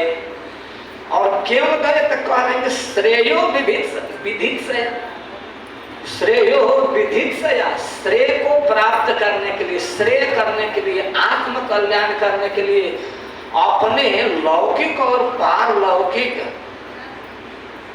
जीवन को धन्य बनाने, उत्कर्षमय जीवन हो इसके लिए, और सारे जगत को इस बात बतलानी है इसलिए। श्रेयो विधित सया, जैसे आप लोग यहाँ आए हैं तो अपने कल्याण के लिए आए हैं कि चलो भाई पुरुषोत्तम मास है, भगवान के नाम से जो महीना है उसको पुरुषोत्तम मास कहते हैं। मासा नाम उत्तमो हो यह सह पुरुषोत्तम। समस्त मासों में महीनाओं में जो उत्तम है श्रेष्ठकर है उसको कहते हैं पुरुषोत्तम। पुरुषोत्तम मास। इस मास में यदि महीना में कोई दान पुण्य करता है तो अक्षय हो जाता है, वो कभी क्षय को प्राप्त नहीं होता है और बढ़ता है। इसलिए इसको पुरुषोत्तम मास कहते हैं। तो इस पुरुषोत्तम मास के महीना जानकर आप लोग आए हैं, चले हमें लाभ होगा। तो समस्त पंचकम क्षेत्रम ययुः श्रेयो विदित्सया निर्पाणा रुधिरौघेन जत्र चक्रे महाहृदा। और क्षेत्र में पहुंच गए, क्यों वहां जा रहे हैं तो कहे कि जहां पर निक्षत्रिया मुहिम कुरु। श्री राम जी ने, श्री परशुराम जी ने, राम बहुत है हमारे यहाँ, आइए श्रीनाथ जी, आइए, स्वागत है। श्री राम जी जब वहां पहुंच गए तो कहा गया कि हमारे यहाँ कई राम हैं। परशुराम जी को भी राम जी कहते हैं और बलराम जी को भी राम ही कहते हैं, अभी आया राम कृष्ण युग। और श्री प्रभु राम को भी राम कहते हैं। तो परशुराम जी एक, बलराम जी दो और श्री राम जी तीन, ये तीनों जाने को राम ही कहते हैं। लेकिन तीनों जनों की लीला तीन काल में है, अलग अलग समय की, एक समय की नहीं, लेकिन तीनों है राम। तो श्री परशुराम जी ऐसा क्यों किया? तो परशुराम जी के विषय में वर्णन किया गया है कि क्षत्रिय जब उच्छृंखल हो गए थे, ब्राह्मणों का अपमान करने लगे, तो उन्होंने नाश करने का प्रण किया कि ऐसे उच्छृंखल लोगों का नाश करना। ध्यान देना, सभी क्षत्रियों को नहीं करते थे। और बाद में वध करते करते स्वभाव बिगड़ गया, आवेश हो गया, तो पहचानना मुश्किल हो गया। वो बात हो रहा है, जैसे देखा जाता है कि अपना आदमी, निजी आदमी भी जब क्रोधित हो जाता है तब क्रोध में किसी को भी पीट देता है। वो चाहे माई आ जाए, चाहे भाई आ जाए, चाहे पत्नी आ जाए, चाहे बेटा आ जाए, कोई भी आ जाए। हमको याद है हमारे पिताजी एक बार हमको पीट रहे, तो हमारी दादी माँ हमको बचाने गई तो दादी पहिन लगे, तो उसके हाथ में गड़बड़ी हो गई। हमको मन पड़ रहा है, जबकि पिताजी हमको पीट रहे थे। तो हमने देखा है अपने आंख से। तो भगवान के साथ भी यही दशा है। भगवान जब नृसिंह के रूप में आए और असुर राज का वध किए तो एक से उनका पेट नहीं भरा। अब वो लगे विकराल रूप धारण करके अपने नाखूनों से सभी असुरों को पकड़ पकड़ के फाड़ने। 7वां स्कंद का 9वां अध्याय पढ़ लीजिए। ब्रह्मा जी घबरा गए इस रूप को देखकर। ये तो असमय में प्रभु प्रलय करते हैं, जबकि भक्त वत्सल हैं, कृपालु हैं, सोच समझ से काम करने वाले हैं, भूत भविष्य वर्तमान सब कुछ जानने वाले हैं। लेकिन भगवान भी जब अपने भक्त के पक्ष लेकर आवेश में आए तो एकदम साधारण मनो जैसा काम किए और सबको मारने लगे। तो ब्रह्मा जी को चिंता हो, क्योंकि विधि है ना, विधि के विधान बिगड़े ना, इसलिए ब्रह्मा जी को चिंता होती। मैनेजमेंट वाले ही मैनेजमेंट की कीमत समझेंगे, आबा बाबा जी क्या समझेंगे, है ना। ब्रह्मा जी को चिंता रहती है, रहनी भी चाहिए। तो हमारे मैनेजमेंट वाले जितने हैं उन लोगों को तो चिंतित रहनी ही चाहिए, कैसे व्यवस्था सुरक्षित रहेगी। ब्रह्मा जी ने कहा कि प्रभु कोई उपाय किया जाए। सब देवता लोग कहते प्रभु कोई उपाय किया जाए। ब्रह्मा जी ने कहा लक्ष्मी जी से, लक्ष्मी जी को समझा कर कहा कि देवी जी आप ही इनको समझा सकते हैं। और देवी जी तो गई, बड़े चाव से गई, लक्ष्मी जी गई, बड़े चाव से गई भैया। और ये तो सोचते थे तो हमारे घर वाले हैं, जैसे चाहूँ वैसे नचा लोगे। चुटकी की बात है, चुटकी बजाई और सब ठीक, एक इशारे में सब काम हो जाएंगे। लेकिन जब वहां गई तो जब भगवान ऐसे देखे एक बार तो दृष्टम न सुतम पूर्वम, दृष्टम न एतत् दृष्टम न सुतम पूर्वम, ऐसा रूप तो मैंने कभी पूर्व में सुना न देखा। ये तो अद्भुत रूप है, अद्भुत रूप। डर के चली गई। नरसिंह वंदना करते हैं ना, अद्भुत रूप है, डर गई वे। और वहां से लौट गई, कही ब्रह्मा जी से मेरे बस की बात नहीं, इतने भयंकर रूप धारण कर लिया। नखमद अद्भुत श्रृंग, उनके नख जो है विशाल हैं, अद्भुत हैं। और उतना ही नहीं, बहुत विशाल। तो डर गई। उसी तरह यहां भी स्थिति है। जब परशुराम जी निक्षत्रिय करने लगे, पहले अपराधी ब्राह्मणों को मारते मारते, अपराधी राजाओं को मारते मारते उनका स्वभाव हो गया कि क्षत्रिय के नाम पर जो मिले सबको साथ। अरे भाई, सभी क्षत्रिय वैसे नहीं होते, बहुत धार्मिक पुरुष भी होते हैं। जानते हैं ना सहस्त्राबाहु अर्जुन, वो भी क्षत्रिय ही था और वो भी जदुवंशी ही था। और क्षत्रिय लोग, यादव लोग उत्पातित तो होते ही हैं। जमदग्नि ऋषि के क्या नहीं चुरा लिए, सब कुछ चुरा लिए।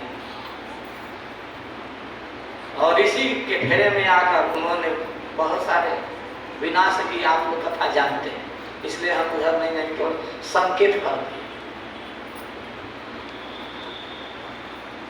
तो यहाँ पर श्री परशुराम जी के विषय में कहा गया निक्षत्रियाम महिम कुर्वन् राम शस्त्रभृताम वरः। श्री राम जी, श्री परशुराम जी प्रण कर लिए कि अब क्षत्रिय विहीन पृथ्वी को कर दूंगा, न क्षत्रिय रहेंगे न अपमान करेंगे। और बतलाइए, भगवान की भी बुद्धि ऐसी हो गई कि साधारण मनुष्य से, लेकिन भगवान भगवान ही किसी भी काल में रहते हैं। उनको तुरंत मन में आया कि नहीं अब ठीक नहीं है। पिता के कहने से प्रायश्चित भी किए और स्थान को चुने सबसे सुंदर कुरुक्षेत्र। कुरुक्षेत्र का एक नाम है विनशनम, जो प्रथम स्कंद के अंतर्गत वर्णन किया गया है। विनशनम शायद 10वें अध्याय में वर्णन है। कुरुक्षेत्र का एक नाम है विनशनम। मान ले पिताजी ने उनको कहा कि प्रायश्चित करो, तो कुरुक्षेत्र में ही क्यों गए? और भी तो क्षेत्र है। तो कुरुक्षेत्र का एक नाम है विनशनम, एक नाम है विनशनम, जहां पर जाने से ही पाप नष्ट हो जाए, इसलिए उसको विनशनम कहते हैं। और उन्होंने विचार किया कि यहाँ पर प्रायश्चित करेंगे, यहाँ पर तप करेंगे तो औरों को भी सीख मिलेगी और आने वाले समय में लोग इसका अनुसरण करेंगे तो संसार के लोग अनायास ही मुक्त हो जाएंगे। इसीलिए उन्होंने ऐसा चुना, क्योंकि वो भगवान है। भगवान किसी भी काल में जीव जगत के हित में रखकर कार्य करते हैं और भार भी हल्का करते हैं और जीव जगत का मंगल भी करते हैं। इसलिए उन्होंने इस जगह को चुना। और नृपाणाम रुधिरौ घेन, उन राक्षस स्वरूप उच्छृंखल उदंड अर्बर क्षत्रियों का, राजाओं का नाश करते थे। सामान्य लोगों का नाश नहीं करते थे। ध्यान देना, निर्वाणाम बात आई है। राजाओं का वध करते थे और राजाओं के साथ जो लड़ने आते थे उनका नाश करते थे। जो भाग में रह गए, जो किनारे रह गए, उन लोगों का नाश नहीं करते थे। इतना कैसे निर्मम हो जाएंगे भगवान? एक तरफ भगवान का नाम भक्त वत्सल दीन बंधु दीनानाथ कहलाते हैं और इतना निर्मम हो जाएंगे? नहीं। निर्वाणम, निर्वाणम कहने का मतलब हुआ कि राजाओं के साथ जितने युद्ध में आए, जैसे उच्छृंखल राजा के नाम सुने और वहां पहुंच गए मारने के लिए। तो जैसे ही राजा सुना कि हम हमको मारने के लिए परशुराम जी आ रहे हैं, तो वो भी फड़फड़ाने लगते हैं, जैसे मछली फड़फड़ाने लगते हैं पानी से बाहर आने पर। वैसे ही कोई युद्ध करने के लिए जब सामने ललकारता है तो क्षत्रिय कितने में जान हो या ना हो, वो ताल ठोकने लगता है। तुम नहीं जानते हो मैं राजपूत हूं। भले अब राजपूताना भीतर है कि नहीं, लेकिन ताड़ी तो ठोक ही देगा। अब उसको ही पता चलेगा भिड़ने पर कि सामने परशुराम जी हैं कि कोई और। परशुराम जी के सामने कोई टीकेगा क्या? कोई नहीं टीके। चलाते थे और एक फावड़ा घुमाते थे, काम खत्म। परशुराम जी के फावड़ा कोई साधारण फावड़ा नहीं थी। फावड़ा माने गणासा। वो हमेशा गणासा लिए रहते हैं। देखे हैं कि नहीं देखे? हमारे एक गणासा वाले बाबा थे ब्रजमंडल में, आज ना गोरक्षक, बहुत अलवेला महात्मा थे, बड़ा अच्छा संबंध था उनसे। अभी कुछ महीनों पहले, अब तो थे हमारे भाई राधिका नाई जी, वही थे जिस दिन उनका शरीर पूरा हुआ। गायों की रक्षा करते करते शरीर छोड़ दिए। इन्होंने बतलाया कि आप जानते थे? मैं हाँ, उनसे तो खूब बढ़िया हमारा मिला था भैया के नाम से। तो हमेशा फावड़ा रखते थे और जोगी जी ने भी उनको अधिकार दे रखा था। इसका भी उन्हें अधिकार मिला हुआ था, गाय रक्षा के लिए कुछ भी कर सकते। वो फावड़ा रखते थे, फरसा रखते थे। वो किसी को मार दे गाय रक्षा करने में तो उनको कुछ नहीं होने वाला था। बड़ा खतरनाक बाबा थे, गाय का परम भक्त थे, एकदम छम छम चमकते थे। पतले दुबले महात्मा थे, जटाजुट रामानंदी वैष्णव थे, बड़े अलवेला महात्मा थे। हमेशा फावड़ा लेके चलते थे। फावड़ा मैंने गणासा, दो पासों में। तो परशुराम जी के परंपरा वाले बाबा थे और महात्मा को वैसा होना भी चाहिए। अब खाली माला हिलाते रहेंगे एक ही से थोड़े काम चल जाए। एक हाथ में माला भी होनी चाहिए और एक हाथ में गणासा भी होनी चाहिए, भाला भी होनी चाहिए। भगवान परशुराम माला लिए रहते हैं कि नहीं लिए रहते? और फावड़ा लिए रहते हैं कि नहीं लिए रहते? तो महात्मा लोग भी लिए रहते हैं त्रिशूल, देखते हैं कि नहीं? त्रिशूल लिए रहते हैं। महात्माओं के पास त्रिशूल होना चाहिए, महात्माओं के पास संडसी होनी चाहिए, महात्माओं के पास लठिया होनी चाहिए। और हम लोग तो ऐसे हैं कि कुछ नहीं है। राम नाम गणासा की जगह गन रखेंगे।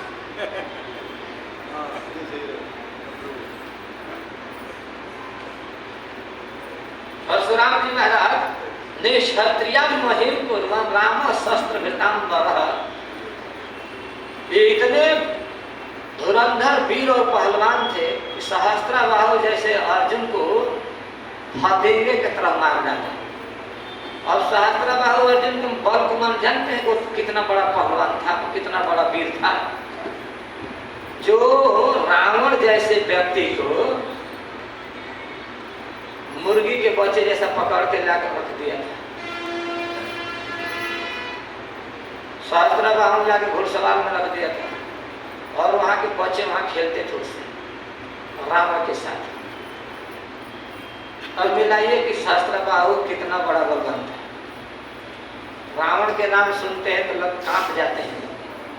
रावण मतलब रावण के बल और पराक्रम को जानो, चलत दशानन डोलत अवन।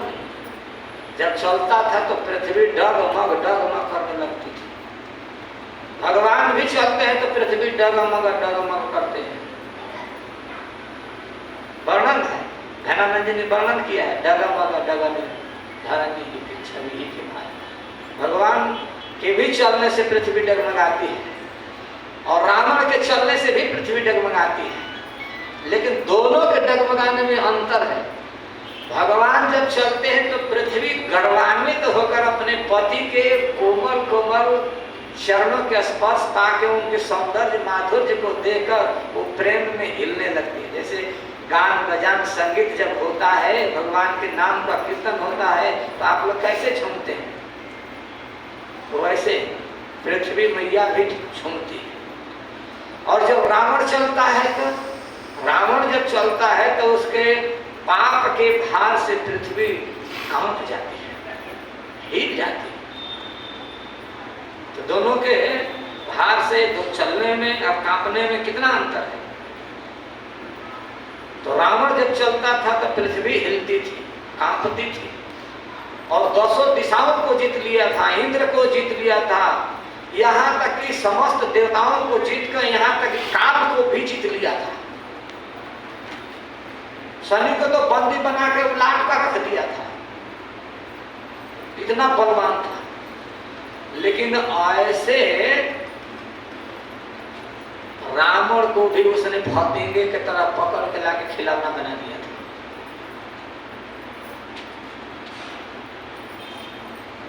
तो मिलाइए कि सहस्त्रबाहु अर्जुन कितना बड़ा बलवान था कि जिसके घोड़शाला में रहने वाले लोग उसके साथ खेलते थे। अब मिलाइए वो कितना बलवान होगा और उसके लोग कितने बलवान होंगे, उसके परिकर कितने बलवान होंगे कि रावण जैसे व्यक्ति के साथ जैसे गुड्डा उड्डा से खेलते हैं ना बच्चे, छोटे छोटे बच्चे गुड्डा गुड्डी से खेलते हैं ना, वो वैसे लोग खेलते थे, वहां के बच्चे खेलते थे। और ऐसे सहस्त्रबाहु अर्जुन को भगवान परशुराम ने साफ कर दिया खेल खेल। वर्णन है भागवत में, हम निकाल कर बोलेंगे तो देर हो जाएगी, इसलिए केवल मोटी सी बात बतला देते हैं, क्योंकि भगवान परशुराम की महिमा हमें कहनी है। निक्षत्रिया मोहिम कुर्वन् राम शस्त्र भृताम बरह। इनकी विशेषण क्या दे रहे हैं कि शस्त्र भृताम बरह। शस्त्र कहते हैं किसी को मारने वाले हथियार, और शस्त्र में भी 2 प्रकार के होते हैं। कभी कभी पकड़ कर हाथ से मारा जाता है और कभी कभी फेंक कर मारा जाता है। तो 2 प्रकार के हो गए, अस्त्र और शस्त्र। तो जो पकड़ कर मारा जाता है, हाथ में पकड़े पकड़े, उसको शस्त्र कहते हैं। जैसे लाठी, गड़ासा, वो हाथ में, या बंदूक हाथ में पकड़ के ही चलाते हैं। लेकिन गदा वही है तो हाथ में पकड़ के भी चलाते हैं और घुमा कर मार भी देते हैं, फेंक भी देते हैं। तो शस्त्र भी है और अस्त्र भी है। तो जो फेंक कर मारा जाए वो अस्त्र हो जाता है, और जो केवल हाथ में ही पकड़ कर मार रहे हैं वो शस्त्र है। तो परशुराम जी अपने हाथ में शस्त्र लिए हुए, और उनका शस्त्र ऐसा है कि संकल्प पूर्वक चलता है। वो जितना विस्तार करना चाहे उतना हो सकता है। जब एक बार संकल्प करने की 1 किलोमीटर में हो जाए तो 1 किलोमीटर में हो जाएगा, और देखने में 1 पैना का दिखता है, 1 बिलात का दिखता है, 1 हाथ का दिखता है, और कंधे पर लिए रहते हैं, ऐसे लटकाए रहते हैं।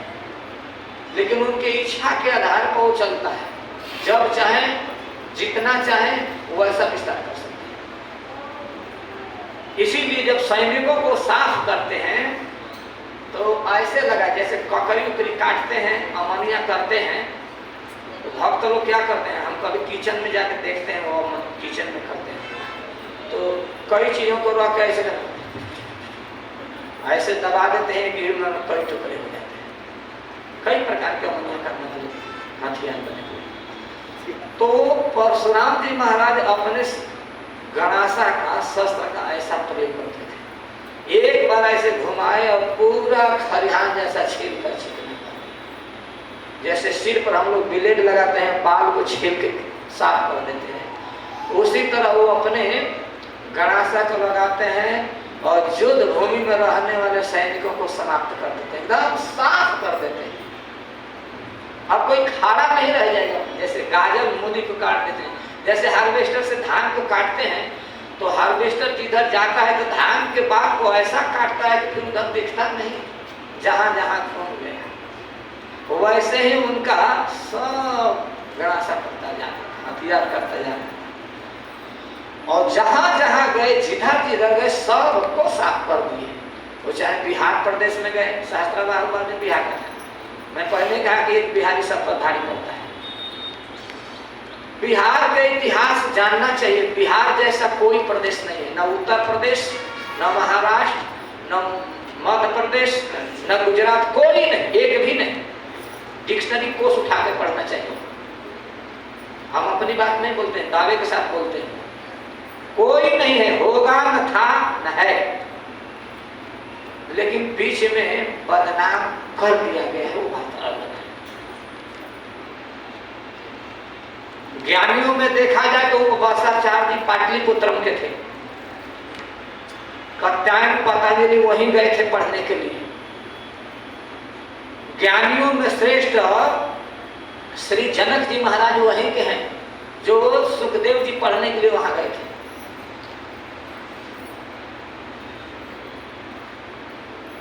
जनक नंदनी सीता जी वहीं की, कोई दूसरे जगह के नहीं। भगवान चैतन्य महाप्रभु को भी भक्ति प्राप्त हुई तो उसी बिहार से प्राप्त हुई।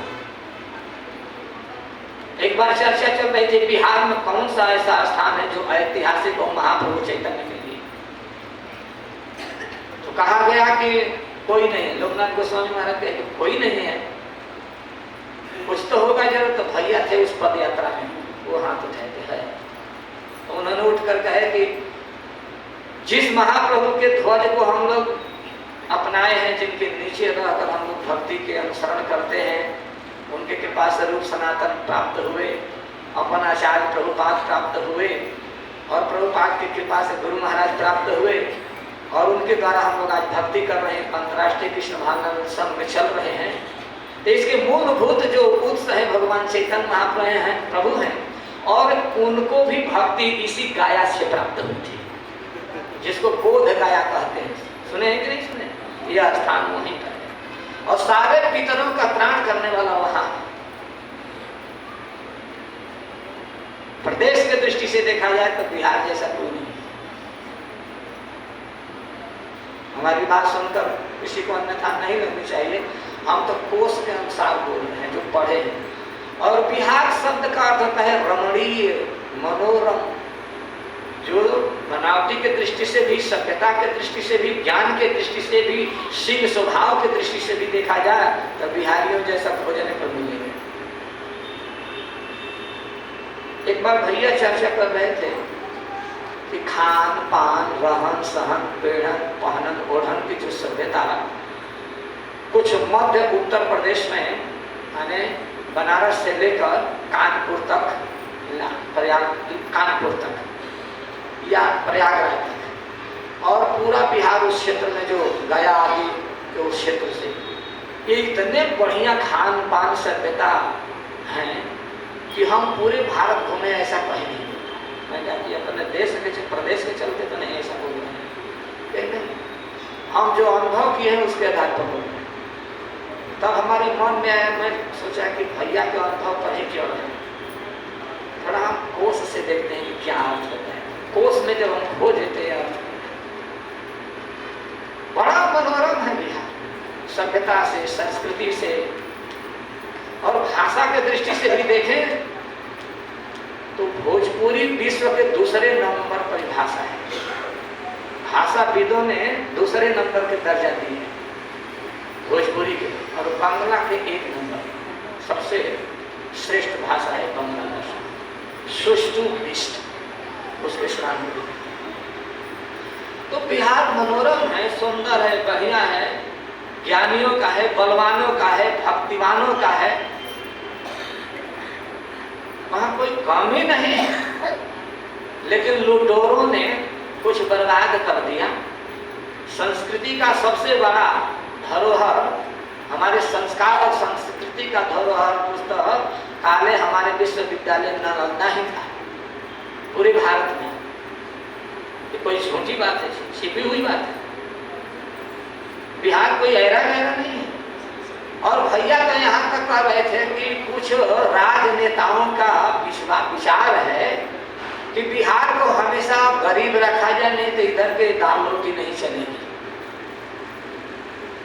केंद्र सरकार का ही ऐसा विचार है। बिहार में अगर बढ़िया बढ़िया फैक्ट्री लगा दी जाए तो बिहार के लोग इधर आएंगे ही नहीं, उत्तर प्रदेश के लोग इधर आएंगे ही नहीं, तो इधर क्या क्या योजना बजाएंगे लोग। काम भी बिहारी करता है तो बड़ी बढ़िया से करता है। वो चाहे हम सूरत में देखे, बम्बई में देखे, जहां कहीं भी गए तो बिहारी काम बहुत करता है। लेकिन मौत पर आ जाए तो मकारी भी बढ़िया से करते हैं।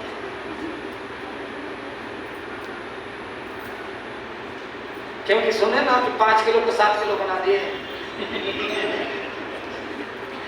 क्योंकि जिसकी खोपड़ी रहेगी वही कर सकता है, जिसकी खोपड़ी ही नहीं रहेगा वो क्या करेगा।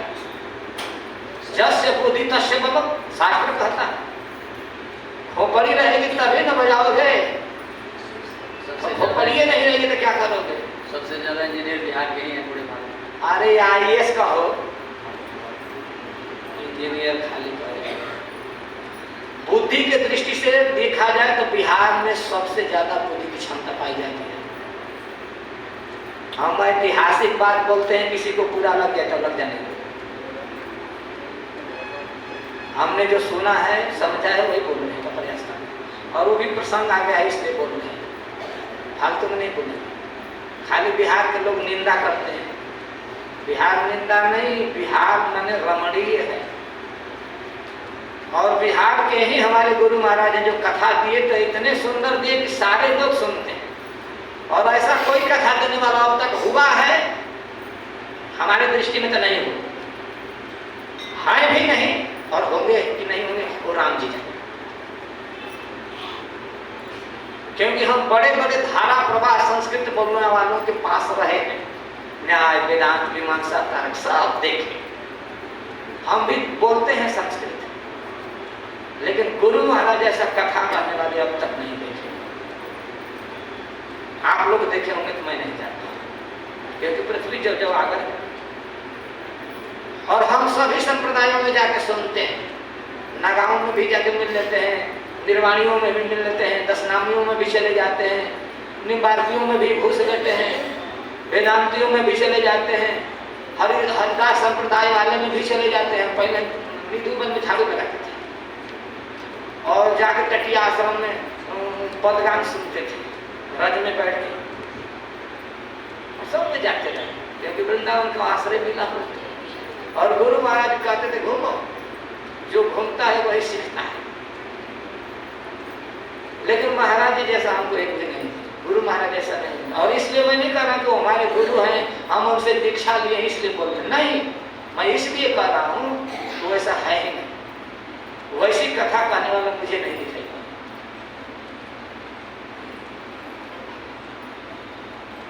वो भी बिहारी के ही बिहारी, कथा भी बिहारी जी के बिहारी जी दिए, तो वैसी कथा भी कुछ नहीं हो। निष्काम की बात नहीं मैं कर रहा हूँ, और भारत भूमि की बात कर रहा हूँ। और जब भारत भूमि में नहीं तो दूसरी जगह कहीं नहीं। भले हमारे गुरु महाराज संगीत नहीं गाते थे, लेकिन जब भागवत के श्लोकों के व्याख्या और भाव को जब कथा करते तो बाबा जैसे महापुरुष कहे कि कथा तो श्री राधा गोविंद जी कहते हैं, महाराजों नहीं कहते हैं, राधा गोविंद जी कहते हैं। इसी तरह बोलते हैं बाबा। अरे जोर से बोलो जय जय राधे। ये बात हमने अपने कान से सुनी है बाबा से, जो बाबा हमको पढ़ाए हैं। बाबा अपने आप में एक अद्वितीय महात्मा है, उनका तुलना हम किसी से नहीं कर सकते। लेकिन वो बाबा कहे कि कथा तो तुम्हारे गुरु जी कहते हैं, भागवत के मर्म पे। श्री राजेंद्र दास जी का उक्ति है, श्री राजेंद्र दास जी महाराज का, जब उनके मरुद पीठ में भागवत विद्यालय का उद्घाटन हुआ तब नेत्रपाल गुरु जी से मैं उस समय पढ़ता था, तो मैं भी गया था। तो श्री राजेंद्र दास जी महाराज कहते हैं कि भागवत की कथा तो श्री राधा गोविंद गोस्वामी महाराज कहते हैं, और एक कथा नहीं बल्कि कुंज में निकुंज में बैठ के दर्शन कराते हैं, और दर्शन और हकीकत बात यही है, भगवान की कृपा से जिनको समझ में आता है या जिनको दिखाई पड़ा है तो वही ये बात कह सकते हैं। क्योंकि हम भी अपने गुरु महाराज का एक बार निंदा कर रहे थे, निंदा नहीं कर रहे थे, मतलब निंदा टाइप कर रहे थे, और वहाँ थे श्याम सुंदर बाबा और भैया महाराज, और बाबा महाराज के और गुरु महाराज के विषय में वो लोग बोल रहे थे कथा के लेकर। तो मैं कहा कि आप लोग केवल अपने गुरु के प्रशंसा करने वाले हैं, दूसरे में गुण आप लोगों को नहीं दिखाई देता। जब मैं ऐसा बोला तो भैया के मारूंगा एक थप्पड़ ना, वो मारने के लिए हमको चला। तो श्याम सुंदर बाबा कहते नहीं नहीं मारिए मत इसको, अभी बालक है, लड़का है, ये जिस दिन पढ़ लेगा और समझ लेगा ना तो आपसे ज्यादा ये बोलेगा, जो आप भैया बोल रहे हैं ना, आपसे ज्यादा ये बोलेगा। तो 15-14 साल के बाद हम इस बात को बोले महाराज के सामने। विवेक विहार में उस समय कथा हो रही थी, देवहरि प्रभु जी थे, उमापति प्रभु थे, सेठ प्रभु, बहुत सब बहुत सारे। तो महाराज हमको अनुमोदन करने को दिया तो हम ये सारी बातें रख दी उनके सामने जो आज बोल रहे हैं। हमने ऐसा कहीं नहीं देखा, और मैं कहा कि मैं इसलिए नहीं बोल रहा हूँ कि हमने इनसे दीक्षा ली है, हम इनके शिष्य हैं, नहीं, हमने जैसा समझा है और देखा है उसके आधार पर बोल रहे हैं। बाद में महाराज जी भैया से कहे कि ये बड़ा बढ़िया बोल रहा है, इसको मंच की जरूरत है गौर कृष्ण, ये लड़का अच्छा बोलेगा चरण, इसको मंच देना चाहिए। बाद में कृपा करके उन्होंने ही मंच दे दिया। तो हमने देखा तो महाराज जी अद्भुत बोलते हैं, चाहे वो कोई सा विषय ले, माधुर्य प्रसंग ले ले तो, वैराग्य के लेने तो, या वीर रस का लेने तो, या भगवान और भक्तों के बीच के संबंध वाला लेने तो, या स्त्री और पुरुष के दाम्पत्य जीवन को लेने तो, ऐसा खुदे खुदे के भीतरी तह से निकालते हैं कि उतना गृहस्थ जानते हैं कि नहीं भगवान जाने। बल्कि एक बार तो चाची कही अभय के माँ कि कहो गौरी शंकर, भैया का नाम है घर का गौरी शंकर पांडे, कहो गौरी शंकर, ये महाराज जी को गृहस्थों के विषय में इतना कहाँ से पता है? भैया से पूछ रही थी चाची।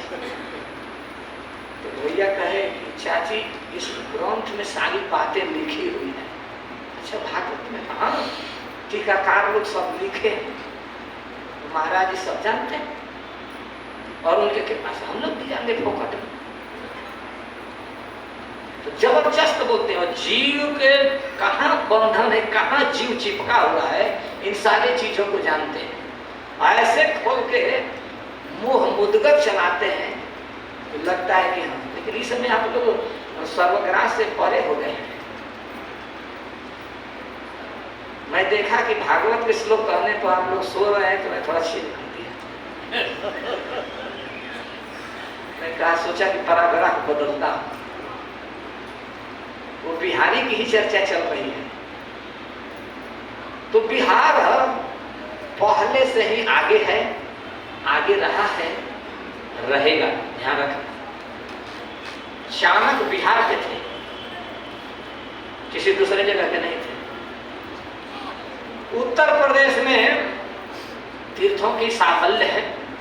हमारे इष्ट, हमारे आराध्य भगवान उत्तर प्रदेश में आए, चाहे अयोध्यापुरी कह लो, मायापुरी कह लो, सब मथुरापुरी कह लो, अच्छी बात है, धाम के महिमा है, रहनी भी चाहिए। वृंदावन जैसा धाम कहीं नहीं है, होगा भी नहीं, था भी नहीं, जब रहेगा यही नहीं।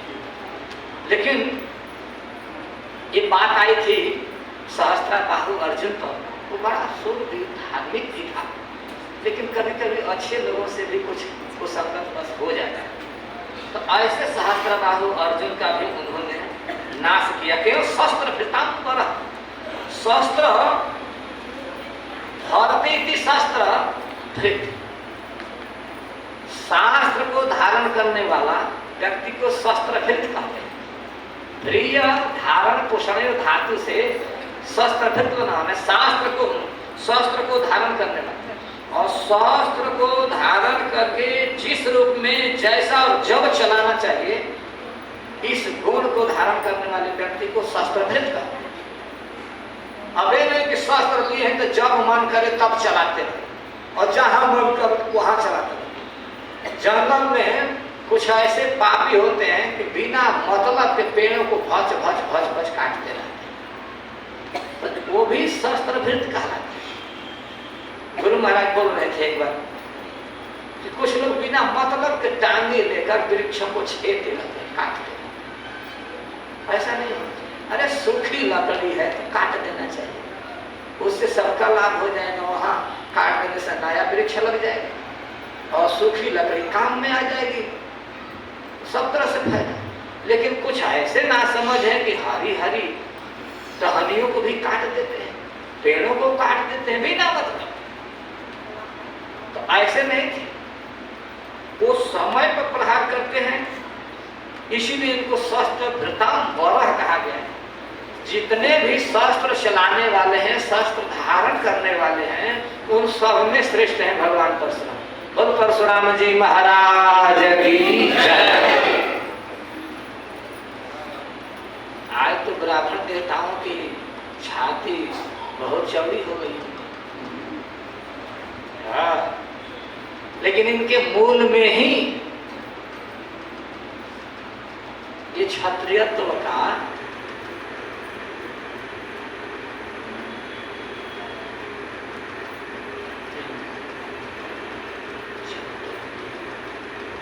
मूल में ही, जिसको कहते हैं डीएनए कहते हैं ना, वो क्षत्रिय का स्वभाव था। आप पढ़िए भागवत, तो वहां वर्णन है ऋचिक ऋषि के गाय के प्रसंग में बात आई। सत्यवती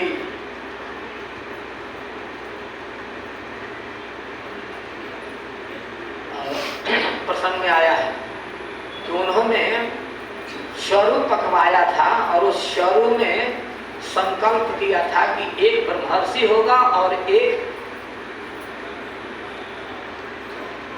क्षत्रियों को दमन करने वाला दुर्दांत राजा होगा। तो जो सत्यवती थी, सत्यवती की माँ, उसका नाम हम नहीं दिया, बतला पाएंगे और तो वो संकल्प पूर्वक करवाई थी, और संकल्प पूर्वक करवाई थी तो एक में ब्रह्मर्षि के लिए और एक में क्षत्रियों को दंड देने में श्रेष्ठ हो, इसका संकल्प किया गया। और तब वे ऋषि मुनि ने ऐसा शरु पकाया और पकाकर देकर अपनी पत्नी को चले गए। और जब चले गए तो बाद में आए तो पूछे कि अपने पत्नी से चरु खा ली? हाँ, तो चरु खा ली तो कैसे? हाँ चरु खा ली, लेकिन हमारे चरु हमारी माँ खा ली और उसके चरु हम खा ली। तो उन्होंने कहा कि तब तो तुम अनर्थ कर दी। क्या? तो उन्होंने कहा कि जो तुम्हारे लिए चरु पकाई थी वो तो बहुत तेजस्वी ब्रह्मर्षि होगा, ब्राह्मण के गुणों से संपन्न होगा। तुम्हारा भाई जो होगा वो ब्रह्मर्षि होगा लेकिन तुम्हारे गर्भ से जो जन्म लेगा वो बड़ा दुर्दान क्षत्रिय स्वभाव का खूंखार होगा, क्योंकि हम क्षत्रियों के दमन करने के लिए ही उसमें संस्कार डाला था। मंत्र का ऐसा हमने उच्चारण किया था, संकल्प ही ऐसा किया था। तो जैसा संकल्प किया जाता है वैसा ही फल मिलता है। वेद मंत्र का ही प्रभाव होता है। आज भी अगर वैसा कोई करे तो हो जाएगा। तो तुमने गड़बड़ कर दी, कहे कि तुम्हारा पुत्र बहुत उद्दंड होगा और बहुत लोगों को हत्या करने वाला होगा। ऋषि ने कहा तो बड़ा उसको दुख हुआ, बुलाने पति के चरणों में गिर के प्रार्थना करने लगी। पति बताना कि नहीं, कोई ऐसा उपचार कीजिए कि सब बदल जाए। लेकिन बदलेगा तो नहीं, लेकिन कुछ सुधार कर देंगे। सुधार तो ये करेंगे कि तुम्हारा पुत्र नहीं होगा, तुम्हारा पौत्र होगा। तुम्हारा पुत्र तो ब्रह्मर्षि होगा, लेकिन तुम्हारा पौत्र उद्दंड होगा। हमारा चरु निष्फल नहीं हो सकता है, क्योंकि वेद भगवान का वचन है उसमें। तब जमदग्नि ऋषि जन्म लिए और जमदग्नि जी के पत्नी रेणुका से परशुराम जी का प्रादुर्भाव हुआ। तो इनके मूल में ही क्षत्रियों के दमन करने का संस्कार है। ये नहीं कि खाली ब्राह्मण घर में जन्म ले लिए, ऋषि घर में जन्म ले लिए, इसलिए ब्राह्मण में ऐसा तेज आ गया था। नहीं, वो ऋचिक मुनि ने संकल्प ही ऐसा किया था। विचित्र कथा। लेकिन हम श्रेष्ठ निक्षत्रियां महिम कुर्वन् राम सर्वधृतांबर, ये सर्वश्रेष्ठ हैं। और निर्पाणाम रुधिरोघेन जत्र चक्रे महाहृदन, इन्होंने ऐसे उद्दंड क्षत्रिय राजाओं के रुधिरों से कयक महान हरद बना दिए।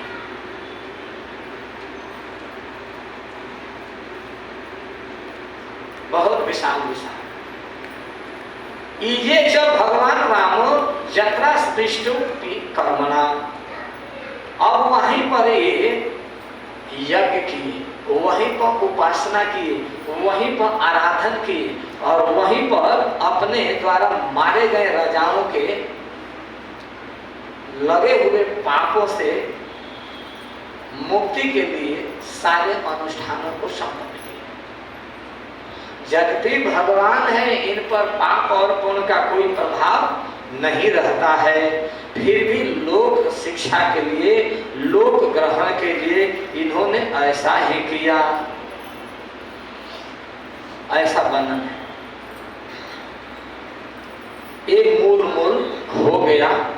लोकस्य ग्राहयन्नीसो यथानुघापनुतये, ऐसा क्यों किए भगवान? तो यहाँ वर्णन कर रहे हैं कि अघ समाप्त करने के लिए। इसमें यही वर्णन किया गया है।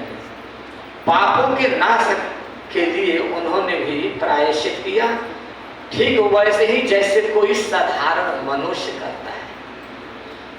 जबकि भगवान पर कोई पाप नहीं लगा है। यहाँ कह रहे हैं ना, ग्राहयन ईसह, ग्रहण कराने के लिए, आने अन्य लोगों को शिक्षा देने के लिए ही ऐसा किया। नहीं तो लोग उच्छृंखल हो जाएंगे और मारकर किसी को पाप का प्रायश्चित नहीं करेंगे और ऐसे ही घूमेंगे, नरक में चले जाएंगे। तो भगवान ने शिक्षा भी दी कि चलो मारने के बाद प्रायश्चित करने से पाप से मुक्त हो जाएंगे। जैसे कोई किसी की हत्या करता है तो सरकार उसको दंड देती है, और दंड जब उचित दे दिया जाता है तो यहाँ मुक्त हो जाता है, नहीं तो उसको नरक में जाना पड़ेगा। अब क्या होगा कि जन्म लेगा और कम उसको दुख भोगना पड़ेगा, पहले जितना नहीं भोगना पड़ेगा। और उससे भारतीय अपने जितनी भी संस्कृति है उसकी सुरक्षा भी होगी। इसीलिए आज भी यह विधान चलता है, अपने ही प्रजा को सरकार भी दंड देती है। तो दंड देना उसकी मजबूरी है और उसका न्याय है, एक तरह के शिक्षा है। जैसा कि भगवान ने अपने कार्यों के द्वारा हम सबको शिक्षा दी कि उस श्रृंखलों को, उदंडों को दंड दिया जाए, लेकिन ऐसे लोगों को भी दंड देने पर कुछ ना कुछ पाप लगता है, तो उसके लिए भी प्रायश्चित कर लेनी चाहिए। बोल परशुराम जी महाराज की जय। द्वाशीतितम आगत कुरुक्षेत्रं रविग्रहे वृष्णिं दृष्ट्वा मुदा भूपा शक्रु कृष्ण कथा मिथः श्रीदाम सुहृदे कृष्ण प्रकल्पेन्द्रं पदं भुवि नंदादि सुहृदानंदी कुरुक्षेत्रं जगाम सह।